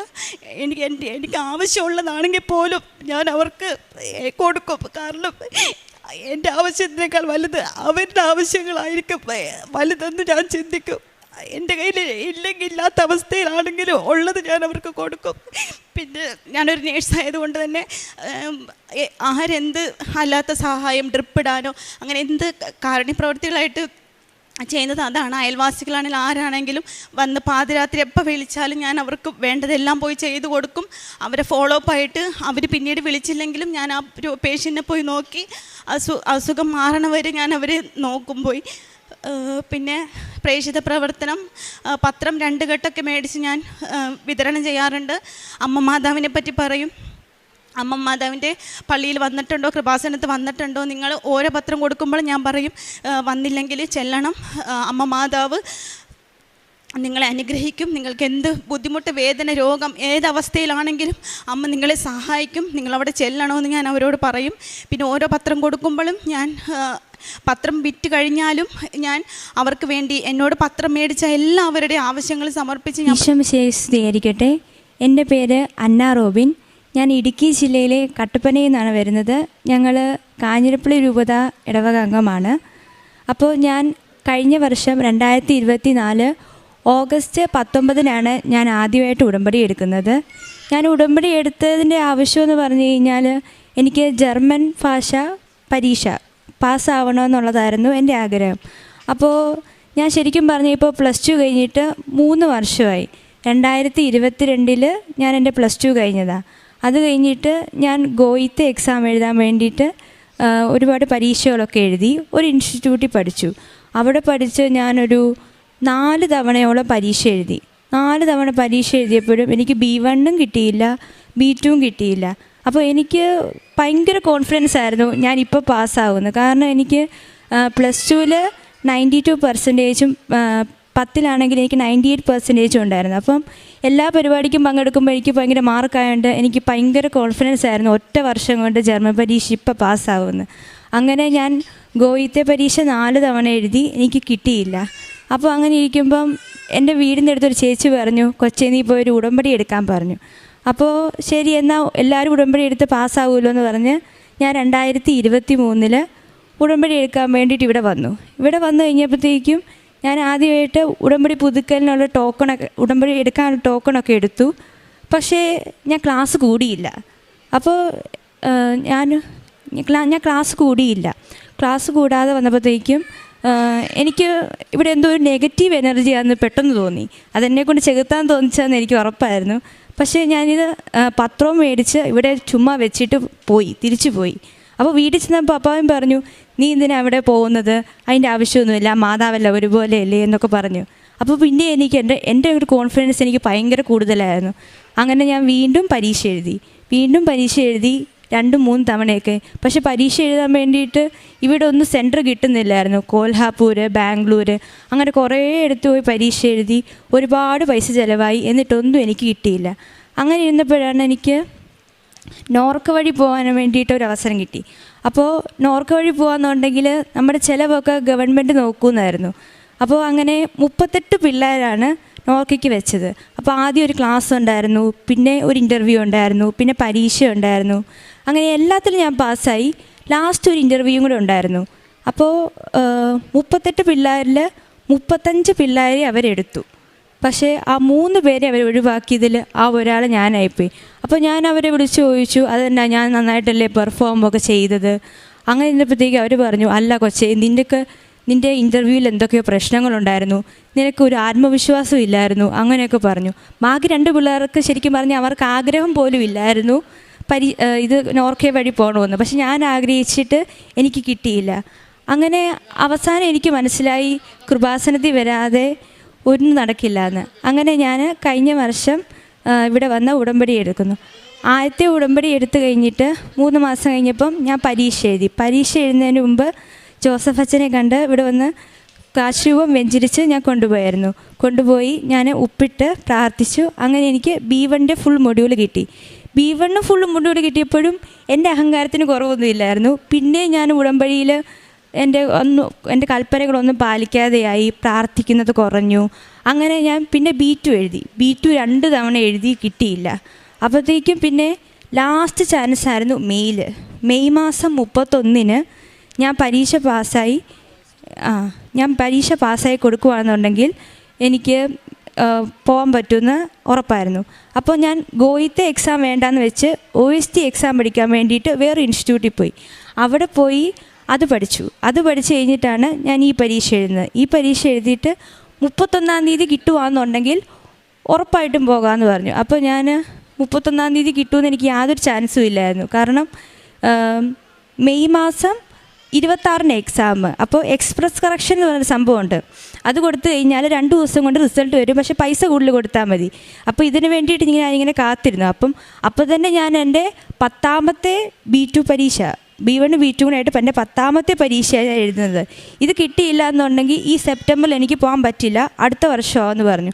അപ്പം ഇപ്പം എനിക്ക് 4ാമത്തെ വർഷം, ഒരു കോഴ്സ് തീരേണ്ട സമയമായതുകൊണ്ട് എനിക്കും ആകെ ഒരു ടെൻഷനായിരുന്നു. അപ്പം നമ്മുടെ കൃപാസനത്തിൻ്റെ വണക്കമാസം ഞാൻ എന്നും കൂടി പ്രാർത്ഥിക്കുമായിരുന്നു. വണക്കമാസത്തിൽ ഞാൻ എന്നും പ്രാർത്ഥിക്കുകയും ജപമാല ചൊല്ലി പ്രാർത്ഥിക്കുകയൊക്കെ ചെയ്തു. അതുപോലെ തന്നെ ക്യാൻഡിലൈറ്റ് പ്രെയറിൽ ഒരു റിക്വസ്റ്റ് ഇട്ടു, എനിക്ക് 31-ാം തീയതിക്ക് ഉള്ളിൽ എൻ്റെ പരീക്ഷ പാസ്സായിട്ട് വരണമെന്ന്. അങ്ങനെ 30-ാം തീയതി വൈകിട്ട് എനിക്ക് റിസൾട്ട് വന്നു. അപ്പോൾ തന്നെ ഞാൻ റിസൾട്ട് യൂണിവേഴ്സിറ്റിക്ക് അയച്ചു കൊടുത്തപ്പം 31-ാം തീയതി പരിശുദ്ധ അമ്മ എനിക്ക് യൂണിവേഴ്സിറ്റിയിൽ നിന്നുള്ള ഓഫർ ലെറ്റർ എനിക്ക് തന്നു. അങ്ങനെ ഇപ്പം അടുത്ത മാസം സെപ്റ്റംബർ 4-ന് ഞാൻ ഓസ്ട്രിയയിൽ BSc നേഴ്സിംഗ് പഠിക്കാനായിട്ട് പോവുകയാണ്. അങ്ങനെ പരിശുദ്ധ അമ്മ എനിക്ക് ജർമ്മൻ പരീക്ഷ പാസ്സാക്കി തന്നു. ഞാൻ എൻ്റെ വിസയ്ക്ക് പോയപ്പോഴും ഇൻ്റർവ്യൂവിന് പോയപ്പോഴും ഒക്കെ ഞാൻ നേർച്ച വസ്തുക്കളായിട്ട് ഉപ്പും തൈലവും ഉണ്ടായിരുന്നു. തൈലം തൂത്ത് പ്രാർത്ഥിച്ച് ഏറ്റവും കൂടുതൽ ഞാൻ നിൽക്കുമ്പോൾ എല്ലാം വിശ്വാസപ്രമാണം ചൊല്ലി പ്രാർത്ഥിക്കുമായിരുന്നു. തൈലം തൂത്ത് വിശ്വാസപ്രമാണം ചൊല്ലി പ്രാർത്ഥിച്ച് കയ്യിൽ കാശുരൂപം പിടിച്ചുകൊണ്ടാണ് ഓരോ പരീക്ഷയ്ക്കും അതുപോലെ തന്നെ ഇൻ്റർവ്യൂവിനും ഒക്കെ ഞാൻ പോയത്. ഞാൻ അടുത്തതായിട്ട് ഉടമ്പടിയിൽ വെച്ചൊരു കാര്യമെന്ന് പറഞ്ഞു കഴിഞ്ഞാൽ ഞങ്ങളുടെ ദേവാലയ നിർമ്മാണമായിരുന്നു. അപ്പോൾ ഞങ്ങൾ ഇടുക്കി ജില്ലയിൽ ഒരു ചെറിയ അന്യാതുളു എന്ന് പറഞ്ഞൊരു സ്ഥലമാണ്. അപ്പോൾ ഞങ്ങളുടെ പള്ളിയിൽ എന്ന് പറഞ്ഞു കഴിഞ്ഞാൽ ഒരു 38 വീട്ടുകാർ മാത്രമേ ഉള്ളൂ. 38 വീട്ടുകാർ സാമ്പത്തികമായിട്ട് വളരെ പിന്നോക്കം നിൽക്കുന്നവരാണ്. ഞങ്ങൾക്കൊരു പള്ളി പണിയാനായിട്ട് ഒരു സാമ്പത്തികമായിട്ടൊന്നും തന്നെ ഇല്ല. അപ്പോൾ ഞങ്ങളുടെ പള്ളി സിറ്റിയിൽ ഏറ്റവും താഴെ ഇരിക്കുന്നത്, അതായത് ദൈവത്തിൻ്റെ സാന്നിധ്യം മലമുകളിലാണെന്ന് പറയുന്ന പോലെ. പക്ഷേ ഞങ്ങളോട് എല്ലാ അച്ഛന്മാരും വന്നിട്ട് ചോദിക്കും, പിന്നെ പള്ളി താഴെ ഇരിക്കുന്നത്. നാട്ടുകാരൊക്കെ ചോദിക്കും ഈ പള്ളി കുർബാനയുണ്ടോയെന്ന്. അത്ര മോശമായിട്ടായിരുന്നു കിടക്കുന്നത്. ഒരു പള്ളി പണിയാന്ന് വെച്ച് കഴിഞ്ഞാൽ ഞങ്ങളിൽ പൈസയില്ലായിരുന്നു. അപ്പോൾ ഞങ്ങളാണെങ്കിൽ എന്നാലും പ്രാർത്ഥനയ്ക്കൊന്നും ഞങ്ങൾക്ക് കുറവൊന്നുമില്ലായിരുന്നു. ഞങ്ങൾ അഖണ്ഡ ജപമാലയും അതുപോലെ തന്നെ മാതാവിൻ്റെ രൂപം വെച്ച് പ്രദക്ഷിണമൊക്കെ നടത്തി. അത് കഴിഞ്ഞിട്ട് ഞങ്ങളാണെങ്കിൽ അച്ചാറിട്ടു. അങ്ങനെ പള്ളിക്ക് ആകെ ഉണ്ടായിരുന്ന സ്ഥലമൊക്കെ വിറ്റു. എന്നാലും ആകെ കൂടി 50 ലക്ഷമേ വന്നുള്ളൂ. ഞങ്ങൾക്ക് ഫില്ലറിൽ പള്ളി മേളിൽ വരണമെന്നുണ്ടെങ്കിൽ 1.5 കോടിയോളം രൂപയാകുമായിരുന്നു. അപ്പോൾ 1.5 കോടി ഇല്ലാത്തതോടെ രൂപതയെന്ന് പറഞ്ഞു താഴെ തന്നെ ഒരു പള്ളി പണിതോളാൻ. പക്ഷെ താഴെ തന്നെ പള്ളി പണിത പ്രശ്നമെന്ന് പറഞ്ഞു കഴിഞ്ഞാൽ കണ്ടത്തിൻ്റെ അടുത്തായതുകൊണ്ട് വീണ്ടും ഈർപ്പം കയറി പള്ളി 4-5 വർഷം കൊണ്ട് പഴയ പോലെ തന്നെയാകും. അപ്പോഴത്തേക്കും കുറേ കുടുംബങ്ങൾ ഞങ്ങളെ ഇടവകയിൽ നിന്ന് പോയി തുടങ്ങി വേറെ നല്ല പള്ളിയിലോട്ട്. അവിടെ നല്ല പള്ളിയുണ്ടെന്നൊക്കെ പറഞ്ഞു. അപ്പോഴത്തേക്കും ഞങ്ങൾക്കും പേടിയായി, ഇനി ഈ പള്ളി ഇങ്ങനെ നിന്ന് പോവുമോ എന്നൊക്കെ ഓർത്ത്. അങ്ങനെ ഞങ്ങളെന്നാലും ഞങ്ങൾ വികാരിയച്ഛനും ഞങ്ങൾ ഇടവക്കാരും ഒന്നും പ്രാർത്ഥന മുടക്കിയില്ല. ഞങ്ങൾ അഖണ്ഡ ജപമാലയും അഖണ്ഡ ജപമാല ഞങ്ങൾ ഓരോ വീട്ടുകാരായിട്ട് വന്നിരുന്ന് ചെല്ലി. അങ്ങനെ ഇന്നപ്പോഴത്തേക്കും ഒരു നല്ല മനുഷ്യന് എന്തോ തോന്നി. ആ പുള്ളി ഞങ്ങൾക്ക് 55 ലക്ഷം രൂപ ഞങ്ങളുടെ പള്ളിക്ക് വെറുതെ തരാമെന്ന് പറഞ്ഞു. 55 ലക്ഷം രൂപ. അങ്ങനെ ഇപ്പോൾ ഏകദേശം ഒരു കോടിയോളം ഞങ്ങളുടെ പള്ളിക്ക് പൈസ ആയിട്ടുണ്ട്. പിന്നെ രൂപതയിൽ നിന്ന് തരാമെന്ന് പറഞ്ഞു. പിന്നെ പള്ളി പണിയുവാണെങ്കിൽ ഞങ്ങളെ സ്ഥലത്തുള്ള മറ്റു മതസ്ഥരും ഞങ്ങൾക്ക് സാമ്പത്തികമായിട്ട് സഹായിക്കാമെന്ന് പറഞ്ഞു. അങ്ങനെ പറഞ്ഞപ്പോഴത്തേക്കും രൂപത എൻജിനീയർ വന്ന് ഞങ്ങൾ കഴിഞ്ഞ ദിവസം മെത്രാൻ വന്ന് ഞങ്ങൾക്ക് തറക്കല്ലിട്ടു. പരിശുദ്ധ അമ്മയുടെ സഹായത്തോടെ ഇനി ദേവാലയം പണിയാൻ പറ്റുമെന്ന് 100% ഉറപ്പാണ്. അതിൻ്റെ ഇടയ്ക്ക് ഞാൻ ഒരുപാട് കാരുണ്യപ്രവൃത്തികളൊക്കെ ചെയ്തിട്ടുണ്ട്. ഞാൻ പഠിച്ച ഇൻസ്റ്റിറ്റ്യൂട്ടിൻ്റെ അവിടെ ഞാൻ താമസിച്ച ഹോസ്റ്റലിനടുത്തായിട്ടൊരു വൃദ്ധസദനം ഉണ്ടായിരുന്നു. അപ്പം എനിക്ക് തിങ്കൾ മുതൽ വെള്ളി വരെ ക്ലാസ് ഉള്ളത്. അപ്പോൾ ശനി ഞായറും ഞാൻ അവിടെ പോയിട്ട് പ്രായവരെ കുളിപ്പിക്കുകയും ഭക്ഷണം കൊടുക്കുകയൊക്കെ ചെയ്യുമായിരുന്നു. പിന്നെ ഉടമ്പടി പത്രം കൊടുക്കുമായിരുന്നു. ഞാൻ ജർമ്മൻ ഭാഷ പഠിച്ചുകൊണ്ട് അപ്പോൾ ഇൻസ്റ്റിറ്റ്യൂട്ടിൽ ഞാൻ ജർമ്മൻ പത്രം എല്ലാവരും കൊടുത്തു.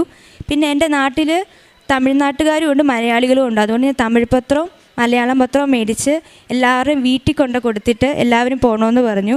അപ്പോൾ ഞങ്ങളുടെ നാട്ടിലും ഒരുപാട് പേരൊക്കെ ഉടമ്പടി എടുത്തിട്ടുണ്ട്. അത് കഴിഞ്ഞിട്ട് ഞാൻ ഉടമ്പടി വെച്ച മറ്റൊരു കാര്യമെന്ന് പറഞ്ഞു കഴിഞ്ഞാൽ എൻ്റെ അനിയൻ്റെ 10ാം ക്ലാസ് ആയിരുന്നു. അപ്പോൾ അവന് മോഡൽ പരീക്ഷ വരെ ആകെ കിട്ടിയത് 20% മാർക്കാണ്. 20% കൊണ്ട് സ്കൂളുകാർ പറഞ്ഞ് വെറുതെ പരീക്ഷ എഴുതുന്നതാണ്. 80% ഒരു 60% കിട്ടിയാലേ ജയിക്കുകയുള്ളെന്ന്. അപ്പോൾ അമ്മ ഉടമ്പടി എടുത്തിട്ടുണ്ടായിരുന്നു. അപ്പോൾ അനിയനെയും കൊണ്ടുവന്ന് ഇവിടെ അച്ഛൻ്റെ അടുത്ത് വന്നു. അച്ഛൻ്റെ അടുത്ത് വന്നപ്പോഴത്തേക്കും അന്ന് SLC +2 പിള്ളേരെ അച്ഛൻ തലയ്ക്ക് പിടിച്ച് അനുഗ്രഹിക്കുകയും അതുപോലെ കാശുരൂപം കൊടുക്കുകയും ചെയ്യുന്നുണ്ടായിരുന്നു. അപ്പോൾ അന്നും അവനൊരു ഭാഗ്യം ലഭിച്ചു.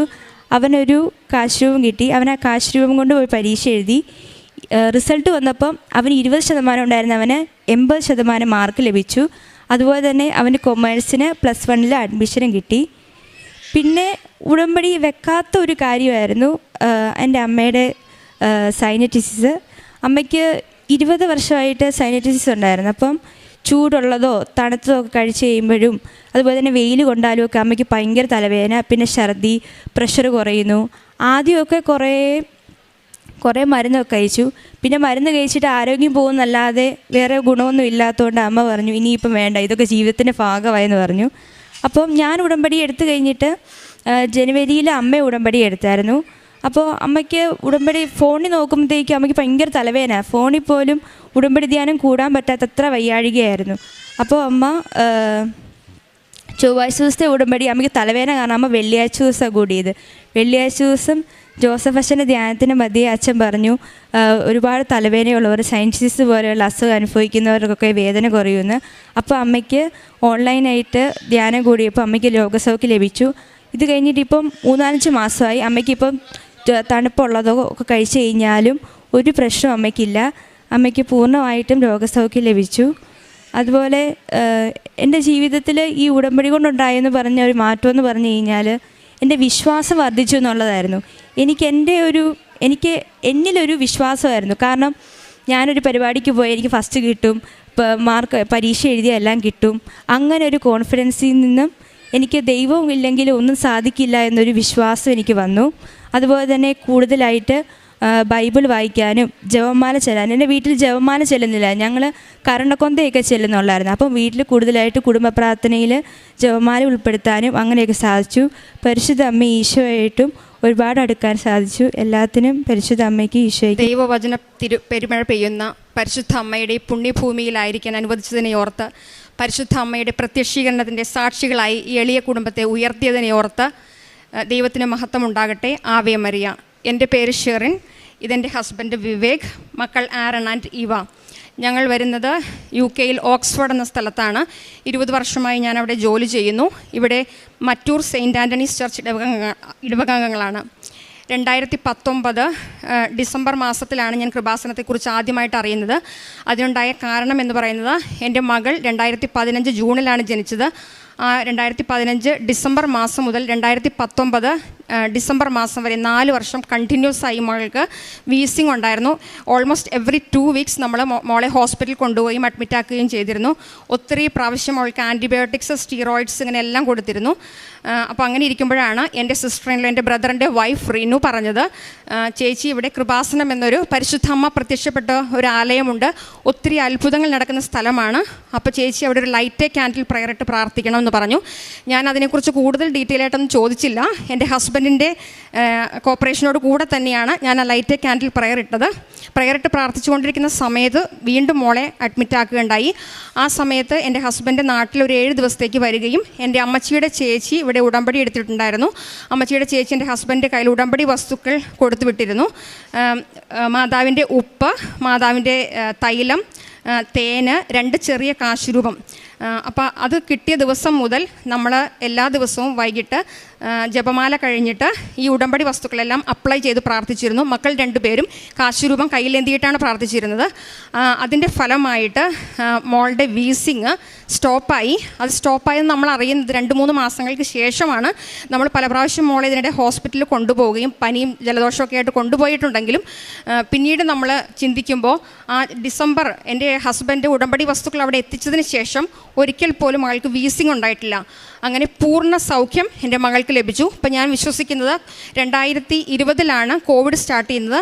ആ കോവിഡ് സമയത്തൊക്കെ മോളെ ഇതുപോലെ 2 വീക്സ് ഹോസ്പിറ്റലൊക്കെ അഡ്മിറ്റ് ആവണമെന്ന് പറഞ്ഞത് അത്ര എളുപ്പമല്ലായിരുന്നു. അവിടെ അഡ്മിഷൻസ് എടുക്കുന്നില്ലായിരുന്നു. അപ്പോൾ പരിശുദ്ധ അമ്മ ഇതെല്ലാം നേരത്തെ കണ്ട് ഈ എളിയ കുടുംബത്തെ ഞങ്ങളുടെ മകളിലൂടെ പരിശുദ്ധ അമ്മയിലേക്ക് ചേർത്തു എന്നാണ് ഞാൻ ഉറച്ചു വിശ്വസിക്കുന്നത്. അത് ദുരിതമായിട്ടല്ല, ഒരു അനുഗ്രഹമായിട്ടാണ് ഞാനതിനെ കാണുന്നത്. അങ്ങനെ ഇരിക്കും കണ്ടിന്യൂസ് 11 മാസം മോളെ ഹോസ്പിറ്റലിൽ കൊണ്ടുപോയി ഒരു ബുദ്ധിമുട്ടുകളുണ്ടായിരുന്നില്ല. 2020 നവംബറിൽ വീണ്ടും ഞങ്ങൾക്ക് എല്ലാവർക്കും ഒരു ചെറിയ വൈറൽ ഫീവർ പോലെ വന്നിരുന്നു. കോവിഡിൻ്റെ പീക്ക് ടൈമിലാണ്. ആ സമയത്ത് പെട്ടെന്ന് എമർജൻസി ആയിട്ട് നമ്മൾ അവിടെ ആംബുലൻസ് വിളിക്കുകയും ബാക്ക് ടു ബാക്ക് കുറേ പ്രാവശ്യം നെബുലൈസേഷൻ കൊടുത്തെങ്കിലും മകൾക്ക് ഇമ്പ്രൂവ്മെൻറ്റ് കാണാതെ വരികയും നേരെ അവർ ഹോസ്പിറ്റലിൽ കൊണ്ടുപോയി. അവിടെ ചെന്നതുപോലെ തന്നെ ഒത്തിരി ഇൻഫ്യൂഷൻസ് എല്ലാം അവൾക്ക് സ്റ്റാർട്ട് ചെയ്തു.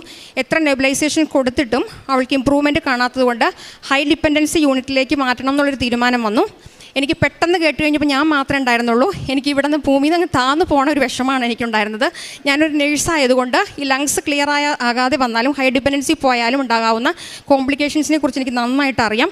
അപ്പം ഞാൻ എന്താ പെട്ടെന്ന് ചെയ്തതെന്ന് ചോദിച്ചു കഴിഞ്ഞാൽ, എൻ്റെ മകളെ നേഴ്സിനെ ഏൽപ്പിച്ചിട്ട് ഞാൻ ബാത്റൂമിൽ പോയി 2 കൈ വിരിച്ച് മുട്ടുകുത്തി നിന്ന് പരിശുദ്ധ അമ്മയോട് പറഞ്ഞു, ഞാൻ വീട്ടിൽ നിന്ന് എൻ്റെ മകളെ കൊണ്ടുവന്ന അതുപോലെ തന്നെ എനിക്ക് എൻ്റെ മോളെ തിരിച്ചു കൊണ്ടുപോകണം. എൻ്റെ മക്കൾക്കിടയിൽ 2 മിസ്കാരേജസ് ഉണ്ടായിരുന്നു. ഈ 4ാമത് മോളുണ്ടാകുന്നത് പരിശുദ്ധ അമ്മയുടെയും ഈശോയുടെയും മാത്രം പ്രവർത്തനം കൊണ്ടുകൊണ്ട്, അതുകൊണ്ട് എനിക്ക് തിരിച്ചു കൊണ്ടുപോകണമെന്ന് പറഞ്ഞു. ഞാൻ പറഞ്ഞതിന് ശേഷം നന്നായി പൊട്ടിക്കരഞ്ഞു. അപ്പോൾ എനിക്ക് പെട്ടെന്ന് എൻ്റെ നെഞ്ചിൽ നിന്നൊരു കല്ലെടുത്ത് മാറ്റിയ ഒരു എന്താ പറയണത്, ഒരു ലൈറ്റ് വെയ്റ്റനിങ് ആണ് എനിക്ക് അനുഭവപ്പെട്ടത്. ഞാൻ പുറത്ത് വന്ന് അവരോട് ഞാൻ ചോദിച്ചു, കുറച്ച് സമയം കൂടെ ഒന്ന് മോണിറ്റർ ചെയ്യാൻ പറ്റുമോ എന്ന് ചോദിച്ചു. കാരണം എൻ്റെ മനസ്സിൽ പരിശുദ്ധ അമ്മേൻ്റെ മോളെ തൊട്ട് സുഖപ്പെടുത്തും, ഹൈ ഡിപ്പെൻഡൻസി യൂണിറ്റിലേക്ക് മാറ്റേണ്ടി വരില്ല എന്നൊരു വിശ്വാസം എനിക്കുണ്ടായിരുന്നു. അങ്ങനെ അങ്ങനെ ചെയ്യാമെന്ന് പറഞ്ഞ് കുറച്ച് സമയത്തിന് ശേഷം നോക്കുമ്പോൾ ചെറിയൊരു ഇമ്പ്രൂവ്മെൻറ്റ് കണ്ടു തുടങ്ങി. അങ്ങനെ വാർഡിലേക്ക് അവളെ ഓക്സിജൻ വെച്ച് എല്ലാ ഇൻഫ്യൂഷൻസോട് കൂടെ തന്നെയാണ് അവളെ മാറ്റിയത്. അങ്ങനെ ആ ഒരു രാത്രി മുഴുവൻ എൻ്റെ ഹസ്ബൻഡ് അവിടെ ഉടമ്പടി വസ്തുക്കൾ എനിക്ക് എത്തിച്ചു തന്നു. അദ്ദേഹത്തിന് കാണാൻ പറ്റില്ലായിരുന്നു.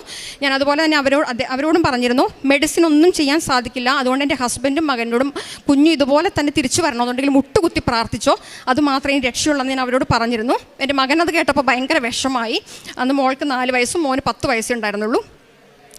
അങ്ങനെ ഞങ്ങൾ വാർഡിൽ വെച്ച് നെക്സ്റ്റ് ഡേ ഡോക്ടേഴ്സ് റൗണ്ട്സ് കഴിഞ്ഞപ്പോൾ തന്നെ അവർ പെട്ടെന്ന് തന്നെ ആ ഹോൾ നൈറ്റ് ഞാൻ ജപമാല ചൊല്ലി ഉടമ്പടി വസ്തുക്കൾ അപ്ലൈ ചെയ്ത് ഉറങ്ങാതെ ഞാൻ പ്രാർത്ഥിച്ചു. അതിൻ്റെ ഫലമായിട്ട് നെക്സ്റ്റ് ഡേ ഡോക്ടേഴ്സ് റൗണ്ട്സിന് വന്നു കഴിഞ്ഞപ്പം പെട്ടെന്ന് തന്നെ അവൾ അസസ് ചെയ്തിട്ട് പറഞ്ഞു, ഇൻഫ്യൂഷൻസ് എല്ലാം പെട്ടെന്ന് തന്നെ സ്റ്റോപ്പ് ചെയ്യുക, ഇനി ഒരു ഒബ്സർവേഷനോ കാര്യങ്ങളൊന്നും വേണ്ട, അവളെ വീട്ടിലേക്ക് വിട്ടേക്ക്. അപ്പോൾ കൂടുതൽ ഡോക്ടേഴ്സിന് ഡൗട്ടായിരുന്നു, ഇത് സ്ലോലി വീൻ ചെയ്തിട്ടാണ് അവരെ ഡിസ്ചാർജ് ചെയ്യുക. പക്ഷേ മോളുടെ കാര്യത്തിൽ അത് പരിശുദ്ധ അമ്മ ഡോക്ടറിലൂടെ സംസാരിച്ചു എന്ന് തന്നെ ഞാൻ ഉറച്ചു വിശ്വസിക്കുന്നു. പൂർണ്ണ സൗഖ്യം കിട്ടി. പിന്നീട് ഒരിക്കലും ഇന്ന് മോൾക്ക് ഈ കഴിഞ്ഞ ജൂൺ വന്നപ്പം 10 വയസ്സായി, ഒരിക്കലും അവൾക്ക് വീസിങ് എന്നൊരു ഇഷ്യൂ വന്നിട്ടില്ല. നമുക്കങ്ങനെ ഹോസ്പിറ്റലൈസ്ഡ് ആവേണ്ട കാര്യങ്ങളൊന്നും വന്നിട്ടില്ല. പിന്നീട് 2022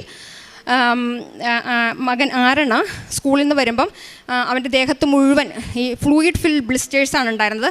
ഈ ചിക്കൻ പോക്സ് വരണ പോലെ അത് വന്നിരുന്നത്. പക്ഷേ മോന് ചിക്കൻ പോക്സ് നേരത്തെ വന്നിരുന്നതുകൊണ്ട് മങ്കി പോക്സ് ആണോ എന്നൊരു ഡൗട്ട് ഉണ്ടായിരുന്നു, അലർജിക് റിയാക്ഷൻ ആണോ എന്നൊരു ഡൗട്ട് ഉണ്ടായിരുന്നു. അപ്പോൾ അങ്ങനെ വന്നു കഴിഞ്ഞപ്പം ഡോക്ടേഴ്സ് അവനൊരു സ്റ്റിറോയിഡ് ഓയിൻമെൻറ്റും പിന്നെ അലർജിയുടെ മെഡിക്കേഷനും കൊടുത്തു. 2 ദിവസം അത് കൊടുത്തിട്ടും ഇമ്പ്രൂവ്മെൻ്റ് ഒന്നും കാണാതായി. അപ്പം ഞാനത് സ്റ്റോപ്പ് ചെയ്തു. എന്നിട്ട് ഇതൊരു ട്യൂസ്ഡേ ആണ് മോൻ വരണത്. ഞാൻ സാറ്റർഡേ ഈ ട്യൂസ്ഡേ വെനസ്ഡേ കൊടുത്തിട്ട് തേഴ്സ്ഡേ ഫ്രൈഡേ സാറ്റർഡേ ഈ 3 ദിവസങ്ങളിൽ ഞാൻ എൻ്റെ മകനെ ചെയ്തത്, എൻ്റെ കയ്യിൽ ആകെ ഉണ്ടായിരുന്നത് ആ മാതാവിൻ്റെ ഉപ്പ് മാത്രമാണ്. അത് രാത്രിയൊക്കെ വെളുപ്പിന് 2 മണിക്ക് 3 മണിക്കൊക്കെ ഒരു ബക്കറ്റിൽ അത് നിറച്ചിട്ട് വെള്ളം നിറച്ച് ഉപ്പിട്ടിട്ട് ഞാനും എൻ്റെ മകനും കൂടെ വിശ്വാസ പ്രമാണം ഉറക്കെ ചൊല്ലും, സ്വർഗസ്ഥനായ നന്മ നിറഞ്ഞ പറയാം. ആ മാതാവിൻ്റെ കാശുരൂപ എൻ്റെ മകൻ്റെ കഴുത്തിലുണ്ടായിരുന്നു. അങ്ങനെ ചെയ്തതിൻ്റെ ഫലമായിട്ട് ഞായറാഴ്ച ആയി കഴിഞ്ഞപ്പോഴേക്കും ഞാൻ ഒന്നുകൂടെ ഓൺലൈൻ ഉടമ്പടി, എൻ്റെ ഹസ്ബൻഡ് തന്നെയാണ് ഇതെല്ലാം എന്നെ ഹെൽപ്പ് ചെയ്യുന്നത്, ഞാൻ ഒന്നുകൂടി ഓൺലൈൻ ഉടമ്പടി പുതുക്കി. അതിൻ്റെ ഫലമായിട്ട് ഈ ബ്ലിസ്റ്റേഴ്സ് ഇത് കണ്ടവരെല്ലാം പറഞ്ഞു, കുറേയൊക്കെ ചൊറിഞ്ഞ് മാന്തി പൊടിച്ചിട്ടുണ്ടായിരുന്നു. കണ്ടവരെല്ലാം പറഞ്ഞു ഈ പാടുകളെല്ലാം കുറേ നാളത്തേക്ക് അവശേഷിക്കും. പക്ഷേ മാതാവ് തൊട്ടപ്പോൾ, മാതാവ് സൗഖ്യപ്പെട്ടപ്പോൾ ആ പൊട്ടിയ ഒരു പാട് പോലും ഇല്ലാതെ കംപ്ലീറ്റ് ബ്ലിസ്റ്റേഴ്സ് 4ാമത്തെ ദിവസം കംപ്ലീറ്റ് ആയിട്ട് താഴ്ന്നു പോയി. Ave Maria. പിന്നീട് എനിക്ക് പറയാനുള്ളത്, എൻ്റെ ഹസ്ബൻഡിന് 2024 ജാനുവരി മുതൽ തമ്പ് നെയിലിൽ ഒരു പേർപ്പിൾ ലൈൻ കണ്ടിട്ടുണ്ടായിരുന്നു. അപ്പം കഴിഞ്ഞ വർഷം തന്നെ ജൂൺ മാസം ഡോക്ടറെ കാണിക്കുകയും അവർ പെട്ടെന്ന് തന്നെ ഒരു 2 വീക്സ് ഡെർമറ്റോളജി ക്യാൻസർ ക്ലിനിക്കിലേക്ക് റെഫർ ചെയ്യുകയും ചെയ്തു. അപ്പോൾ അതൊരു സ്കിൻ ക്യാൻസറിൻ്റെ ഭാഗമായിട്ടാണ്. അപ്പോൾ അവർ നമുക്ക് തന്ന ലെറ്ററിൽ അവർ പറഞ്ഞിട്ടുണ്ടായിരുന്നു 2 വീക്സിലെ അപ്പോയിൻമെൻറ്റിൽ ബയോപ്സി എടുക്കും, അല്ലെങ്കിൽ നെയിൽ റിമൂവ് ചെയ്യണമെന്ന് സാധ്യതയുണ്ടെന്ന് പറഞ്ഞിട്ടുണ്ടായിരുന്നു. അപ്പം ആ ദിവസങ്ങളിൽ ഇത് പറഞ്ഞത് 4 ദിവസം ഞാൻ രാവിലെ തൊട്ട് രാത്രി വരെ പരിശുദ്ധ അമ്മയോട് സംസാരിച്ചു കൊണ്ടിരുന്നു. കൃപാസനത്തിലെ ഉടമ്പടി ബഹുമാനപ്പെട്ട VP ജോസഫ് അച്ഛൻ്റെ ഉടമ്പടി ധ്യാനങ്ങൾ, സാക്ഷ്യങ്ങൾ, ബൈബിൾ വായന, വിശുദ്ധ കുർബാന, ഇതൊന്നും മുടക്കാതെ ഈ 4 ദിവസം കണ്ടിന്യൂസ് ആയിട്ട് എൻ്റെ വീട്ടിൽ ഇത് മുഴങ്ങിക്കൊണ്ടിരിക്കുകയായിരുന്നു, ഉച്ചത്തിൽ മുഴങ്ങിക്കൊണ്ടിരിക്കുകയായിരുന്നു. അപ്പം ആ ഒരു സമയത്ത് എനിക്കൊരു മനസ്സിലൊരു ഉറപ്പ് വന്നു, ഞാനും എൻ്റെ ഹസ്ബൻഡും എൻ്റെ മക്കളും കൂടെ ഇവിടെ നിന്ന് പരിശുദ്ധ അമ്മയുടെ പ്രത്യക്ഷീകരണത്തിൻ്റെ സാക്ഷ്യം, എൻ്റെ ഹസ്ബൻഡിന് സൗഖ്യം കിട്ടിയൊരു സാക്ഷ്യം പറയുമെന്ന് എൻ്റെ മനസ്സിലിങ്ങനെ ഒരു തോന്നൽ വന്നു. ഞങ്ങൾ 2 വീക്സ് റെഫറലിന് ചെന്ന് കഴിഞ്ഞപ്പം അവർ അസസ്മെൻറ്റിന് എൻ്റെ ഹസ്ബൻഡിനെ റൂമിലേക്ക് കയറ്റിയ സമയത്ത് ഞാൻ ഡോക്ടേഴ്സ് ഇരുന്ന് അവിടെ ഉടമ്പടി ഉപ്പ് വിതറി പ്രാർത്ഥിച്ചു. അതുപോലെ തന്നെ അവർ പോയ സമയത്ത് സ്കോപ്പ്, എൻ്റെ ഹസ്ബൻഡിൻ്റെ നെയിൽ നോക്കാനിരിക്കുന്ന ആ സ്കോപ്പിലും ഒരു കുരിശിട്ട്, ഉടമ്പടി ഉപ്പ് കൊണ്ട് ഒരു കുരിശിട്ട് ഞാൻ പ്രാർത്ഥിച്ചു. തിരിച്ചു വന്നു കഴിഞ്ഞപ്പം അവർ പറഞ്ഞത്, നമുക്ക് ഇപ്പം നെയിലൊന്നും ചെയ്യേണ്ട, ഒരു 6 months റിവ്യൂ വയ്ക്കാം, അപ്പം നമുക്ക് ഇനി ഫെർദർ ഗ്രോത്ത് ഉണ്ടെങ്കിൽ മാത്രം നമുക്ക് എന്തായാലും ചെയ്താൽ മതി. ഞാൻ ആ സമയത്തിൽ എനിക്ക് വിശ്വാസം ഉണ്ടായിരുന്നു പരിശുദ്ധ അമ്മ എൻ്റെ ഹസ്ബൻഡിനെ സുഖപ്പെടുത്തിയെന്ന്. എങ്കിലും ഒരു ഡോക്ടർ, അത് സ്കിൻ ക്യാൻസറിൻ്റെ ഒരു സിംറ്റം ആയതുകൊണ്ട് ആ ഡോക്ടറിന് ഒരിക്കലും സംശയം തോന്നരുതെന്ന് ഞാൻ പരിശുദ്ധ അമ്മയോട് പ്രാർത്ഥിച്ചിരുന്നു. അതിൻ്റെ ഫലമായിട്ട് പിന്നീട് ഞങ്ങൾ കഴിഞ്ഞ ഡിസംബർ 2024 ഡിസംബറിൽ ഞാനും ഹസ്ബൻഡും ഇവിടെ വന്ന് തീർത്ഥാടന ഉടമ്പടി എടുത്തു. 2025 ജാനുവരിയിലാണ് അദ്ദേഹത്തിന് റിവ്യൂ പറഞ്ഞിരുന്നത്. റിവ്യൂവിൽ ചെല്ലുമ്പോഴും പൂർണ്ണ വിശ്വാസത്തോടെ തന്നെയാണ് ഞങ്ങൾ പോയത്. അവിടെ ചെന്ന് കഴിഞ്ഞപ്പോൾ അവർ നോക്കുമ്പം ഫെർദർ ഗ്രോത്ത് ഇല്ല, എന്നാൽ പോലും ഇത് വേറെ ഒന്നും നമുക്കാകാം, ഇതായിരുന്നില്ല എന്ന് ഒരിക്കലും നമുക്ക് ചിന്തിക്കാൻ പാടില്ല എന്നുള്ള തരത്തിൽ അവിടുത്തെ കൺസൾട്ടൻറ്റ് ഡോക്ടർ ജൂനിയർ ഡോക്ടറിനോട് പറഞ്ഞു, ഒന്നുകൂടെ സ്കോപ്പ് വെച്ചിട്ട് ഒരു മാഗ്നിഫൈങ് ഗ്ലാസ് ഉണ്ടായിരുന്നു, അത് വെച്ചിട്ട് ഒന്നുകൂടെ ഒന്ന് ചെക്ക് ചെയ്യൂ ഇതിന് ഗ്രോത്ത് ഉണ്ടോ എന്നുള്ളത്. അപ്പം അവിടെയും പരിശുദ്ധ അമ്മ, ഞങ്ങൾ ആ ദിവസങ്ങളിൽ ചെയ്തിരുന്നത് ഉപ്പ് മാത്രമേ ഉണ്ടായിരുന്നു, ഉടമ്പടി ഒരു മാതാവിൻ്റെ ഉപ്പ് മാത്രമേ ഉണ്ടായിരുന്നുള്ളൂ. ആ ഉപ്പ് എൻ്റെ ഹസ്ബൻഡിൻ്റെ നെയിലിൽ ഒരു ടിഷ്യൂ പേപ്പറിൽ നനച്ച് വെച്ചിട്ട് വൈകിട്ട് എല്ലാ ദിവസവും പ്രാർത്ഥന കഴിഞ്ഞിട്ട് ആ 6 months ഞങ്ങൾ ഇത് തന്നെയാണ് പ്രാർത്ഥിച്ചു കൊണ്ടിരുന്നത്. അങ്ങനെ എൻ്റെ ഹസ്ബൻഡിനും പൂർണ്ണ സൗഖ്യം കിട്ടി. പിന്നീട് എനിക്ക് പറയാനുള്ളത്, എൻ്റെ കാര്യമാണ്. ഞാൻ 13 വയസ്സിലാണ് എനിക്ക് ആദ്യമായിട്ട് പീരിയഡ്സ് ആവുന്നത്. ഞാൻ ആ ഒരു സമയം തൊട്ട് ഞാൻ അറിയാതെ പോയ കാര്യം എന്ന് പറയുന്നത്, എനിക്ക് ഇറഗുലർ പീരിയഡ്സ് ആയിരുന്നു, PCOD ഉണ്ടായിരുന്നു. അപ്പം ചിലപ്പോൾ 3 മാസമൊക്കെ കൂടുമ്പോഴാണ് ഉണ്ടായിരുന്നത്. ഞാൻ ഈ കൃപാസനത്തിലേക്ക് കടന്നു വന്ന് 2019, 20, 21 ആ ഒരു സമയങ്ങളിൽ ഞാൻ എല്ലാവർക്കും മറ്റുള്ളവർക്കെല്ലാം വേണ്ടി പ്രാർത്ഥിച്ചിരുന്നു. ആ സമയത്ത് ഞാൻ എനിക്ക് വേണ്ടി എന്താ പ്രാർത്ഥിക്കേണ്ടതെന്ന് ആലോചിച്ച് കഴിഞ്ഞപ്പം ഇതുകൊണ്ട് ഈ പ്രിമെൻസ്ട്രൽ സിംറ്റംസ് എന്ന് പറഞ്ഞു കഴിഞ്ഞാൽ എനിക്ക് ഒത്തിരി ആൻസൈറ്റി, ഡിപ്രഷൻ അങ്ങനെയുള്ള കാര്യങ്ങൾ വരുമ്പം ഒരു 3 ദിവസം മുമ്പേ തൊട്ട് എനിക്ക് ഭയങ്കര ഇറിറ്റേഷൻ. അപ്പം ഞാൻ എന്താ ചെയ്യാമെന്ന് വെച്ച് കഴിഞ്ഞാൽ, ഹസ്ബൻഡ് എന്തെങ്കിലും അല്ലെങ്കിൽ മക്കൾ എന്തെങ്കിലും പറയുമ്പോൾ പെട്ടെന്നുള്ള ഇറിറ്റേഷൻ കൊണ്ട് ഞാൻ എൻ്റെ കയ്യിലിരിക്കുന്ന പാത്രം പെട്ടെന്ന് തന്നെ താഴേക്കിടും, അല്ലെങ്കിൽ മൊബൈൽ, ഞാൻ എല്ലാ സാധനങ്ങളും വളരെ സൂക്ഷിച്ച് ഉപയോഗിക്കുന്ന ഒരാളാണ്. പക്ഷേ ആ ഒരു സമയം എൻ്റെ കൺട്രോൾ എനിക്ക് ഒരിക്കലും കൺട്രോൾ കയ്യിൽ നിന്ന് കിട്ടില്ല.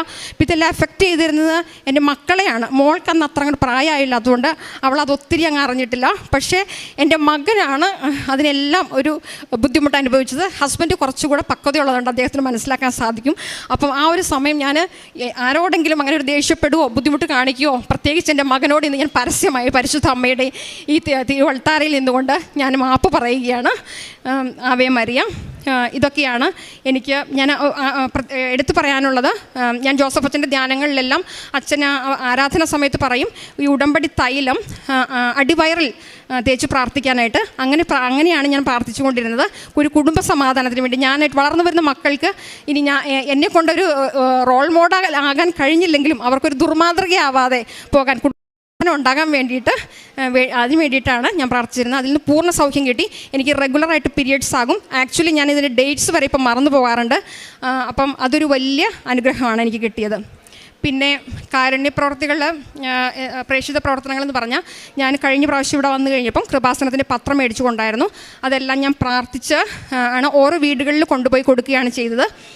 പിന്നെ ഞാൻ ചിലരോട് ഞാൻ ചോദിച്ചിട്ടുണ്ട് ഓക്കെ ആണോ കൊടുക്കുന്നത്. കാരണം ഞാൻ അവരെന്തുകൊണ്ടാണെന്ന് ചോദിച്ചു കഴിഞ്ഞാൽ അവരോട് ഞാൻ പ്രത്യേകിച്ച് പറയുന്നൊരു കാര്യം, ഞാൻ കൃപാസന പത്രമല്ല ഞാൻ തരുന്നത്, ഞാൻ മാതാവിനെയാണ് നിങ്ങൾക്ക് കൈമാറുന്നത്. അതുകൊണ്ട് നിങ്ങൾ ബിന്നിലിടില്ല എന്നുള്ളൊരു ഉറപ്പ്, മാതാവിന് ബിന്നിലിടില്ല എന്നൊരു ഉറപ്പ് എനിക്ക് വേണമെന്നുള്ളത് പറയാറുണ്ട്. പിന്നെ ഈ ഇവിടെ വന്ന് പോയതിന് ശേഷം എൻ്റെ ഹസ്ബൻഡ് ഓടി നടന്ന് എല്ലാവരും ഹെൽപ്പ് ചെയ്യുന്ന ഒരാളാണ്. എനിക്കതിന് ഒത്തിരി സഹായിക്കാൻ പറ്റാറില്ല. അദ്ദേഹം ഞങ്ങൾക്ക് വളരെ കുറച്ച് സമയം കിട്ടുന്നുള്ളെങ്കിലും അദ്ദേഹം ആർക്കെങ്കിലും വീട് വേണമെങ്കിലോ അക്കോമഡേഷൻ വേണമെങ്കിലോ അല്ലെങ്കിൽ ജോലി വേണമെങ്കിലോ വണ്ടി വേണമെങ്കിലോ ഒക്കെ ഞങ്ങളുടെ ഒരു ചുരുങ്ങിയ സമയം കിട്ടുന്ന ആ സമയത്തും അദ്ദേഹം അതിന് വേണ്ടി പോകുന്ന ഒരാളായിരുന്നു. അപ്പോൾ ഞാൻ അതിന് വേണ്ടിയിട്ടൊക്കെ ഒത്തിരി ഞാൻ വഴക്കുണ്ടാക്കിയിട്ടുണ്ട്. ഇന്ന് എനിക്കത് വിഷമമില്ല. ഇന്ന് മാതാവിന് വേണ്ടിയിട്ട്, ഈശോയ്ക്ക് വേണ്ടിയിട്ട് അദ്ദേഹം എത്ര വേണമെങ്കിലും, നമ്മുടെ സമയം അതിന് ഒരു പ്രശ്നമേ അല്ല, പൊക്കോട്ടെ. പിന്നെ അങ്ങനെയാണ് ഞാൻ ആഗ്രഹിക്കുന്നത്. ഇനി മുമ്പോട്ട് അദ്ദേഹത്തിന് ആരോഗ്യം ഉണ്ടാകട്ടെ. പിന്നീട് ഞാനിങ്ങനെ അവിടെ ഇരുന്ന് പള്ളിയിലിരുന്ന് പ്രാർത്ഥിച്ചു, എന്താ എനിക്ക് ചെയ്യാൻ പറ്റുക. അപ്പം അവിടുത്തെ എമർജൻസി ഫുഡ് ബോക്സിൻ്റെ കാര്യം അച്ഛൻ പറഞ്ഞു. അത് ഒത്തിരി വർഷങ്ങളായിട്ട് അവിടെ ഉണ്ടായിരുന്നതാണ്. പക്ഷെ ഞാൻ ഇവിടെ വന്ന് ഉടമ്പടി എടുത്തതിന് ശേഷമാണ് നമ്മൾക്കത് ചെയ്യാൻ സാധിച്ചത്. പിന്നെ എല്ലാ മാസവും പരിശുദ്ധ അമ്മയായിട്ട് നമ്മളെ ആരെങ്കിലുമൊക്കെ ആയിട്ട് കാണിച്ചു തരും. അപ്പോൾ ഇതുവരെ നമുക്ക് എല്ലാ മാസവും ആരെങ്കിലുമൊക്കെ ആയിട്ട് നമുക്ക് സഹായിക്കാൻ പറ്റിയിട്ടുണ്ട്. പിന്നെ ആത്മീയമായ വളർച്ച എന്ന് പറയുന്നത്, ഞാൻ ഞായറാഴ്ച മാത്രം കുർബാന കണ്ടുകൊണ്ടിരുന്ന ഒരാളാണ്. ഇപ്പം എനിക്ക് എൻ്റെ അവധി ദിവസങ്ങളിലെല്ലാം ഞാൻ വിശുദ്ധ കുർബാനയ്ക്ക് പോകും. എത്ര വയ്യെന്ന് പറഞ്ഞാലും ഞാൻ എങ്ങനെയെങ്കിലും എഴുന്നേറ്റ് ഞാൻ ഡ്രൈവ് ചെയ്തിട്ട് ഞാൻ വിശുദ്ധ കുർബാനയ്ക്ക് പോകും. കുമ്പസാരം ആണ്ടുകുമ്പസാരമാണ് നടത്തിയത്. ഇപ്പം അടുപ്പിച്ചടുപ്പിച്ച് എനിക്ക് കുമ്പസാരിക്കാൻ എനിക്ക് സാധിക്കുന്നു. പിന്നെ ജപമാല ഒരിക്കലും വീട്ടിൽ മുടങ്ങാറില്ല. 7 മണി എന്നുള്ള സമയം ഉണ്ടെങ്കിൽ വീട്ടിൽ ജപമാല എത്തിക്കണമെന്ന് എൻ്റെ ഹസ്ബൻഡ് മക്കളോട് കറക്റ്റായിട്ട് പറഞ്ഞിട്ടുണ്ട്. അപ്പോൾ അത് ഞങ്ങൾ ചെല്ലുന്നുണ്ട്. പിന്നെ ഒരു ആത്മസംയമനമാണ് എനിക്ക്. പെട്ടെന്ന് ഞാൻ ഷോർട്ട് ടെമ്പേർഡ് ആവുന്നൊരു വ്യക്തിയാണ്. അപ്പോൾ അതിനൊക്കെ എനിക്കൊരു ഇൻസൈറ്റ്, ഇവരിപ്പോൾ നിങ്ങളോട് ഇങ്ങനെ സംസാരിക്കും, അവിടെ നിങ്ങൾ കുറച്ച് ആത്മസംയമനത്തോടു കൂടെ പെരുമാറണം എന്നുള്ളൊരു ഇൻസൈറ്റ് എനിക്ക് പരിശുദ്ധ അമ്മ എനിക്ക് തരുന്നുണ്ട്. ഇങ്ങനെയുള്ള മാറ്റങ്ങളാണ് എനിക്ക് വന്നിരിക്കുന്നത്. പിന്നെ ഇന്ന് കൃപാസനം എന്താണെന്ന് ചോദിച്ചാൽ, ഭൗതിക ആവശ്യങ്ങൾക്ക് വേണ്ടിയുള്ള ഒരിടമല്ല എനിക്ക് കൃപാസനം. അത് പറയാൻ കാരണം, എൻ്റെ വീട്ടിൽ രാവിലെ മുതൽ രാത്രി ഞാൻ കിടക്കുന്നത് വരെ കൃപാസനത്തിൻ്റെ ഉടമ്പടി ബഹുമാനപ്പെട്ട VP ജോസഫ് അച്ഛൻ്റെ ഉടമ്പടി ധ്യാനങ്ങൾ, ഉടമ്പടി സാക്ഷ്യങ്ങൾ, ജോമോൾ സിസ്റ്ററുടെ ലിവിങ് ഓറക്കിൾസ്, അതൊക്കെ ഞാൻ വെയിറ്റ് ചെയ്തിരുന്നാണ് എല്ലാ സൺഡേയ്സും കാണുന്നത്. അനുഗ്രഹ പ്രാർത്ഥന, ഇതെല്ലാം ഞാൻ കൂടുന്നുണ്ട്.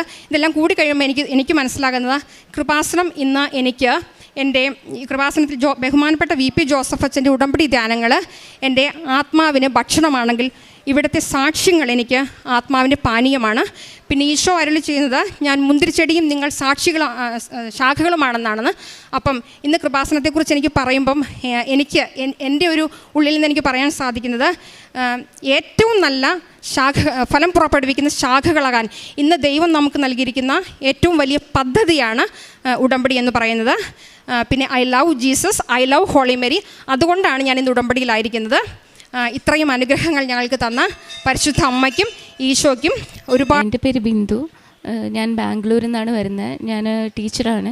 അപ്പോൾ ബാംഗ്ലൂർ ഞാനും അമ്മയും കുഞ്ഞുമായിട്ടാണ് താമസിക്കുന്നത്. ഹസ്ബൻഡ് റിയാദിലാണ് ജോലി.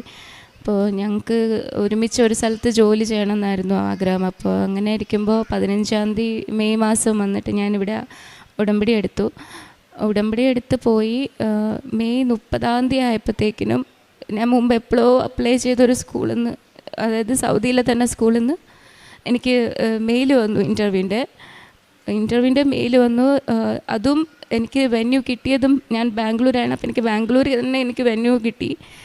അങ്ങനെ DPS നോർത്തിൽ വെച്ചിട്ട് എനിക്ക് ഇൻ്റർവ്യൂ ആയിരുന്നു. അങ്ങനെ പോയപ്പോൾ രണ്ട് സ്റ്റെപ്പായിട്ടാണ്. ഒന്ന് ഫസ്റ്റ് റൗണ്ട് റിട്ടൺ ടെസ്റ്റും, second round phase two phase interview. അപ്പോൾ അവിടെ ചെന്നപ്പോൾ തന്നെ 50-ൽ കൂടുതൽ കാൻഡിഡേറ്റ്സ് ഉണ്ടായിരുന്നു. എൻ്റെ സബ്ജക്റ്റ് ഇംഗ്ലീഷാണ്. അപ്പോൾ എനിക്ക് എൻ്റെ സബ്ജക്റ്റിൻ്റെ കുഴപ്പമില്ല, എങ്ങനെയും ചെയ്തു പോകാമെന്നുള്ളൊരു വിശ്വാസത്തിൽ പോയി. പക്ഷേ അതിൻ്റെ ഒപ്പം തന്നെ GK, സയൻസ്, മാത്സ് അങ്ങനെയൊക്കെ കുറേ കാര്യങ്ങളുണ്ടായിരുന്നു. അപ്പോൾ അതെനിക്ക് അതിൻ്റെ പാസ് മാർക്കും കൂടെ കിട്ടിയാലേ ഇൻ്റർവ്യൂ റിട്ടൺ ടെസ്റ്റ് പാസ്സാവും. അപ്പോൾ ഞാൻ ഇൻ്റർവ്യൂവിൻ്റെ തലേ ദിവസം ഞാൻ പ്രാർത്ഥിക്കും, എല്ലാ ദിവസവും പ്രാർത്ഥിക്കും. അച്ഛൻ്റെ ഡെയിലി ബ്രെഡ് കാണും. അങ്ങനെ ഇൻ്റർവ്യൂവിൻ്റെ അന്ന് പോകുമ്പോൾ എനിക്ക് ഉപ്പ് കൊണ്ടുപോകണം എന്ന് ആഗ്രഹം ഉണ്ടായിരുന്നു. കാരണം സാക്ഷ്യങ്ങളിലെല്ലാം ഞാൻ കേൾക്കാറുണ്ട് ഉടമ്പടി ഉപ്പ് വിതറിയിട്ട് അവർക്ക് കിട്ടുന്ന അനുഗ്രഹം. അങ്ങനെ എനിക്ക് കോൺഫിഡൻസ് ഇല്ലാത്ത സബ്ജക്റ്റ് ആയത് കാരണം എനിക്ക് പക്ഷേ ഉപ്പ് കൊണ്ടുപോകാനുള്ള വേറൊരു വഴിയില്ല. ഞാൻ പേനയുടെ ബാക്കിലുള്ള ക്യാപ്പ് തുറന്നിട്ട് ഉപ്പ് അതിനകത്ത് നിറച്ച് വെച്ചു. അപ്പോൾ ക്യാപ്പ് അടയുന്നില്ല. പിന്നെ കുറച്ച് ഉപ്പ് മാറ്റി കുറച്ചായിട്ട് ഞാൻ അതിനകത്ത് നിറച്ച് പതിയെ ഞാൻ അതിനകത്ത് പേപ്പറൊക്കെ വെച്ച് പതുക്കെ എങ്ങനെയൊക്കെയോ അടച്ച് കൊണ്ടുപോയി. അവിടെ ചെന്ന് കഴിഞ്ഞപ്പം എനിക്ക് തോന്നുന്നു ഞാൻ കേരളത്തിലാണ് നിൽക്കുന്നതെന്ന്. അത്രയ്ക്കും മലയാളി, എല്ലാ നാട്ടിൽ നിന്നും ആൾക്കാരുണ്ട്. ഡൽഹി, ബോംബെ, എല്ലാ സ്ഥലത്തു നിന്നുമുണ്ട്. ചെന്നപ്പോൾ 2 റൂം നിറച്ചു ഇംഗ്ലീഷിൻ്റെ കാൻഡിഡേറ്റ്സാണ്.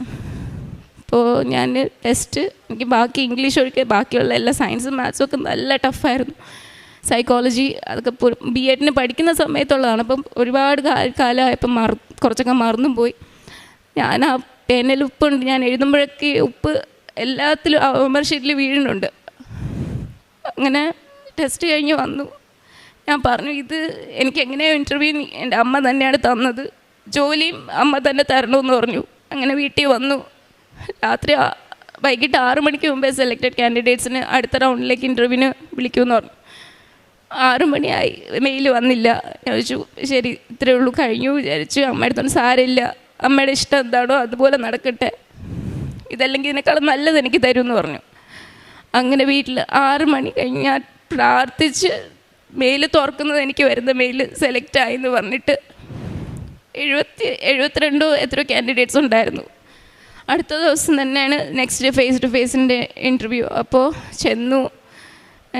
ഞാൻ കയറുന്നതിന് മുമ്പേ എൻ്റെ കയ്യിൽ കാശുരൂപവും അതിൻ്റെ പുറകിൽ പ്രത്യക്ഷീകരണ പ്രാർത്ഥനയുണ്ട്. ഞാൻ അത് തന്നെയാണ് പറഞ്ഞുകൊണ്ടിരുന്നത്. ഞാൻ അമ്മയോട് പറഞ്ഞു, എനിക്ക് കംഫർട്ടബിളായിട്ടുള്ളൊരു ടോപ്പിക്ക് തന്നെ അവർ ഡെമോ എടുക്കാൻ തരണേ, ക്ലാസ് എടുക്കാൻ തരണേന്ന് പറഞ്ഞു. ഞാൻ എന്ത് ടോപ്പിക്കാണോ എനിക്ക് കിട്ടണമെന്ന് പറഞ്ഞ് കയറിയത്. ഞാൻ മുട്ടിലത് പ്രാർത്ഥിച്ച് പുള്ളി കയറി എന്നോട് ചെന്നുകൊണ്ട് ആ ടോപ്പിക്ക് തന്നെ പഠിപ്പിക്കാൻ പറഞ്ഞു. അത് എനിക്ക് റിപ്പോർട്ടഡ് സ്പീച്ച് നമ്മുടെ ഗ്രാമർ ടോപ്പിക്കായിരുന്നു. നന്നായിട്ട് ക്ലാസ് എടുത്തു. അവർ വേറൊന്നും ചോദിച്ചില്ല. പറഞ്ഞു, ഹസ്ബൻഡിൻ്റെയും എൻ്റെയും ജോലി സ്ഥലത്ത് നിന്ന് കുറച്ച് വ്യത്യാസമുണ്ട്, ദൂരമുണ്ട്. അപ്പോൾ അവർ നിങ്ങൾ ആ പ്ലേസിലോട്ട് ട്രാൻസ്ഫർ ആയി പോയില്ല, 1 വർഷം കഴിയുമ്പോൾ അങ്ങോട്ട് പോയില്ല, നമുക്ക് എന്താ ഉറപ്പ്? ഞാൻ പറഞ്ഞു, ഇല്ല, എനിക്ക് ജോലി കിട്ടുവാണെങ്കിൽ ഞാൻ സിൻസിയറായിട്ടും കമ്മിറ്റഡായിട്ട് നിൽക്കുമെന്ന് പറഞ്ഞു. അത് എന്തായാലും നമ്മൾ അഡ്ജസ്റ്റ് ചെയ്തോളാം, ഹസ്ബൻഡ് ട്രാൻസ്ഫർ കിട്ടുമോ അത് എൻ്റെ അമ്മ തന്നെ ഒരുക്കും, അത് ഞാനൊന്നും ചെയ്യേണ്ട ആവശ്യമില്ല അതിന്. അങ്ങനെ അവരൊന്നും പറഞ്ഞില്ല. അവർ പറഞ്ഞു പൊക്കോന്ന് പറഞ്ഞു. ഞാൻ ഓക്കെ ശരി, കഴിഞ്ഞു. അത് കഴിഞ്ഞ് വീട്ടിൽ വന്നു. പറഞ്ഞു, ഇതിൽ സെലക്ട് ആയവർക്ക് അന്ന് തന്നെ മെയിൽ വരും എന്ന് പറഞ്ഞു. എനിക്ക് വന്നില്ല. അപ്പോഴും ഞാൻ വിചാരിച്ചു സാരമില്ല, മെയിൽ തരുന്നത് അവിടുന്ന് വരണമല്ലോ, അവിടുന്ന് ഓൾറെഡി ഞാൻ റിസർവ്ഡ് ആണെങ്കിൽ എനിക്ക് ആരും മെയിൽ അയക്കേണ്ട ആവശ്യമില്ല. അപ്പോൾ 4ാമത്തെ ദിവസമായി എനിക്ക് മെയിൽ വന്നു. ആകെ 2 പേർക്കേ സെലക്ഷനുള്ളൂ, അതിലൊരാൾ ഞാനാണ്. ഇവിടെ നിൽക്കുക എന്നുള്ളത് തന്നെയാണ് എൻ്റെ ഏറ്റവും വലിയ ആഗ്രഹം. അമ്മയില്ലെങ്കിൽ ഞാനില്ല, എൻ്റെ കുടുംബവും ഇല്ല. ഇവിടെ ഇരിക്കുന്ന ഓരോരുത്തർക്കും ആഗ്രഹിക്കേണ്ടത് അത് തന്നെയാണ്, ഇവിടെ നിൽക്കണമെന്നുള്ളത്. നിങ്ങൾ എന്ത് പ്രശ്നമായിട്ടാണോ വന്നിരിക്കുന്നത് എനിക്കറിയില്ല, പക്ഷേ എല്ലാത്തിനും ഉത്തരവ് ഇവിടെ ഉണ്ട്. ഞാൻ ജീവിച്ചിരിക്കുന്നതിന് കാരണം തന്നെ എൻ്റെ ഈശോയും എൻ്റെ അമ്മയുമാണ്. അത് കഴിഞ്ഞു. എനിക്ക് 4 വയസ്സായ കുഞ്ഞുണ്ട്, അമ്മയുണ്ട്, അമ്മ എൻ്റെ കൂടെ. അപ്പോൾ അവരെൻ്റെ കൂടെയാണുള്ളത്. അപ്പോൾ അവർക്ക് അവരെ ഇട്ടിട്ട് പോകാനും പറ്റില്ല. അപ്പോൾ ഹസ്ബൻഡിന് സാരമില്ല, സൗദിയിൽ വർക്ക് ചെയ്യുന്നവർക്കറിയാം, അവർക്കൊരു അക്കൗണ്ട് ഉണ്ട്, അപ്ഷൻ അക്കൗണ്ട് എന്ന് പറഞ്ഞിട്ട് ഫാമിലീനെ കൊണ്ടുപോകാൻ വിസിറ്റ് വിസയ്ക്ക് അപ്ലൈ ചെയ്യാൻ പറ്റും.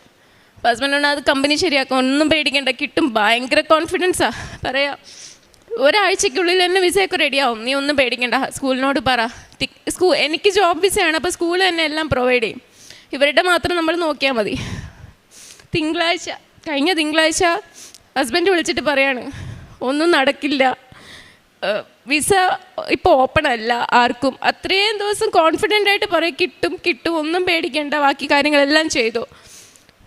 കഴിഞ്ഞു. ഞാൻ ഇവിടുന്ന് നാട്ടിൽ വന്നിട്ട് ഞാൻ തിരിച്ചു പോവുകയാണ് ബാംഗ്ലൂരിലേക്ക്.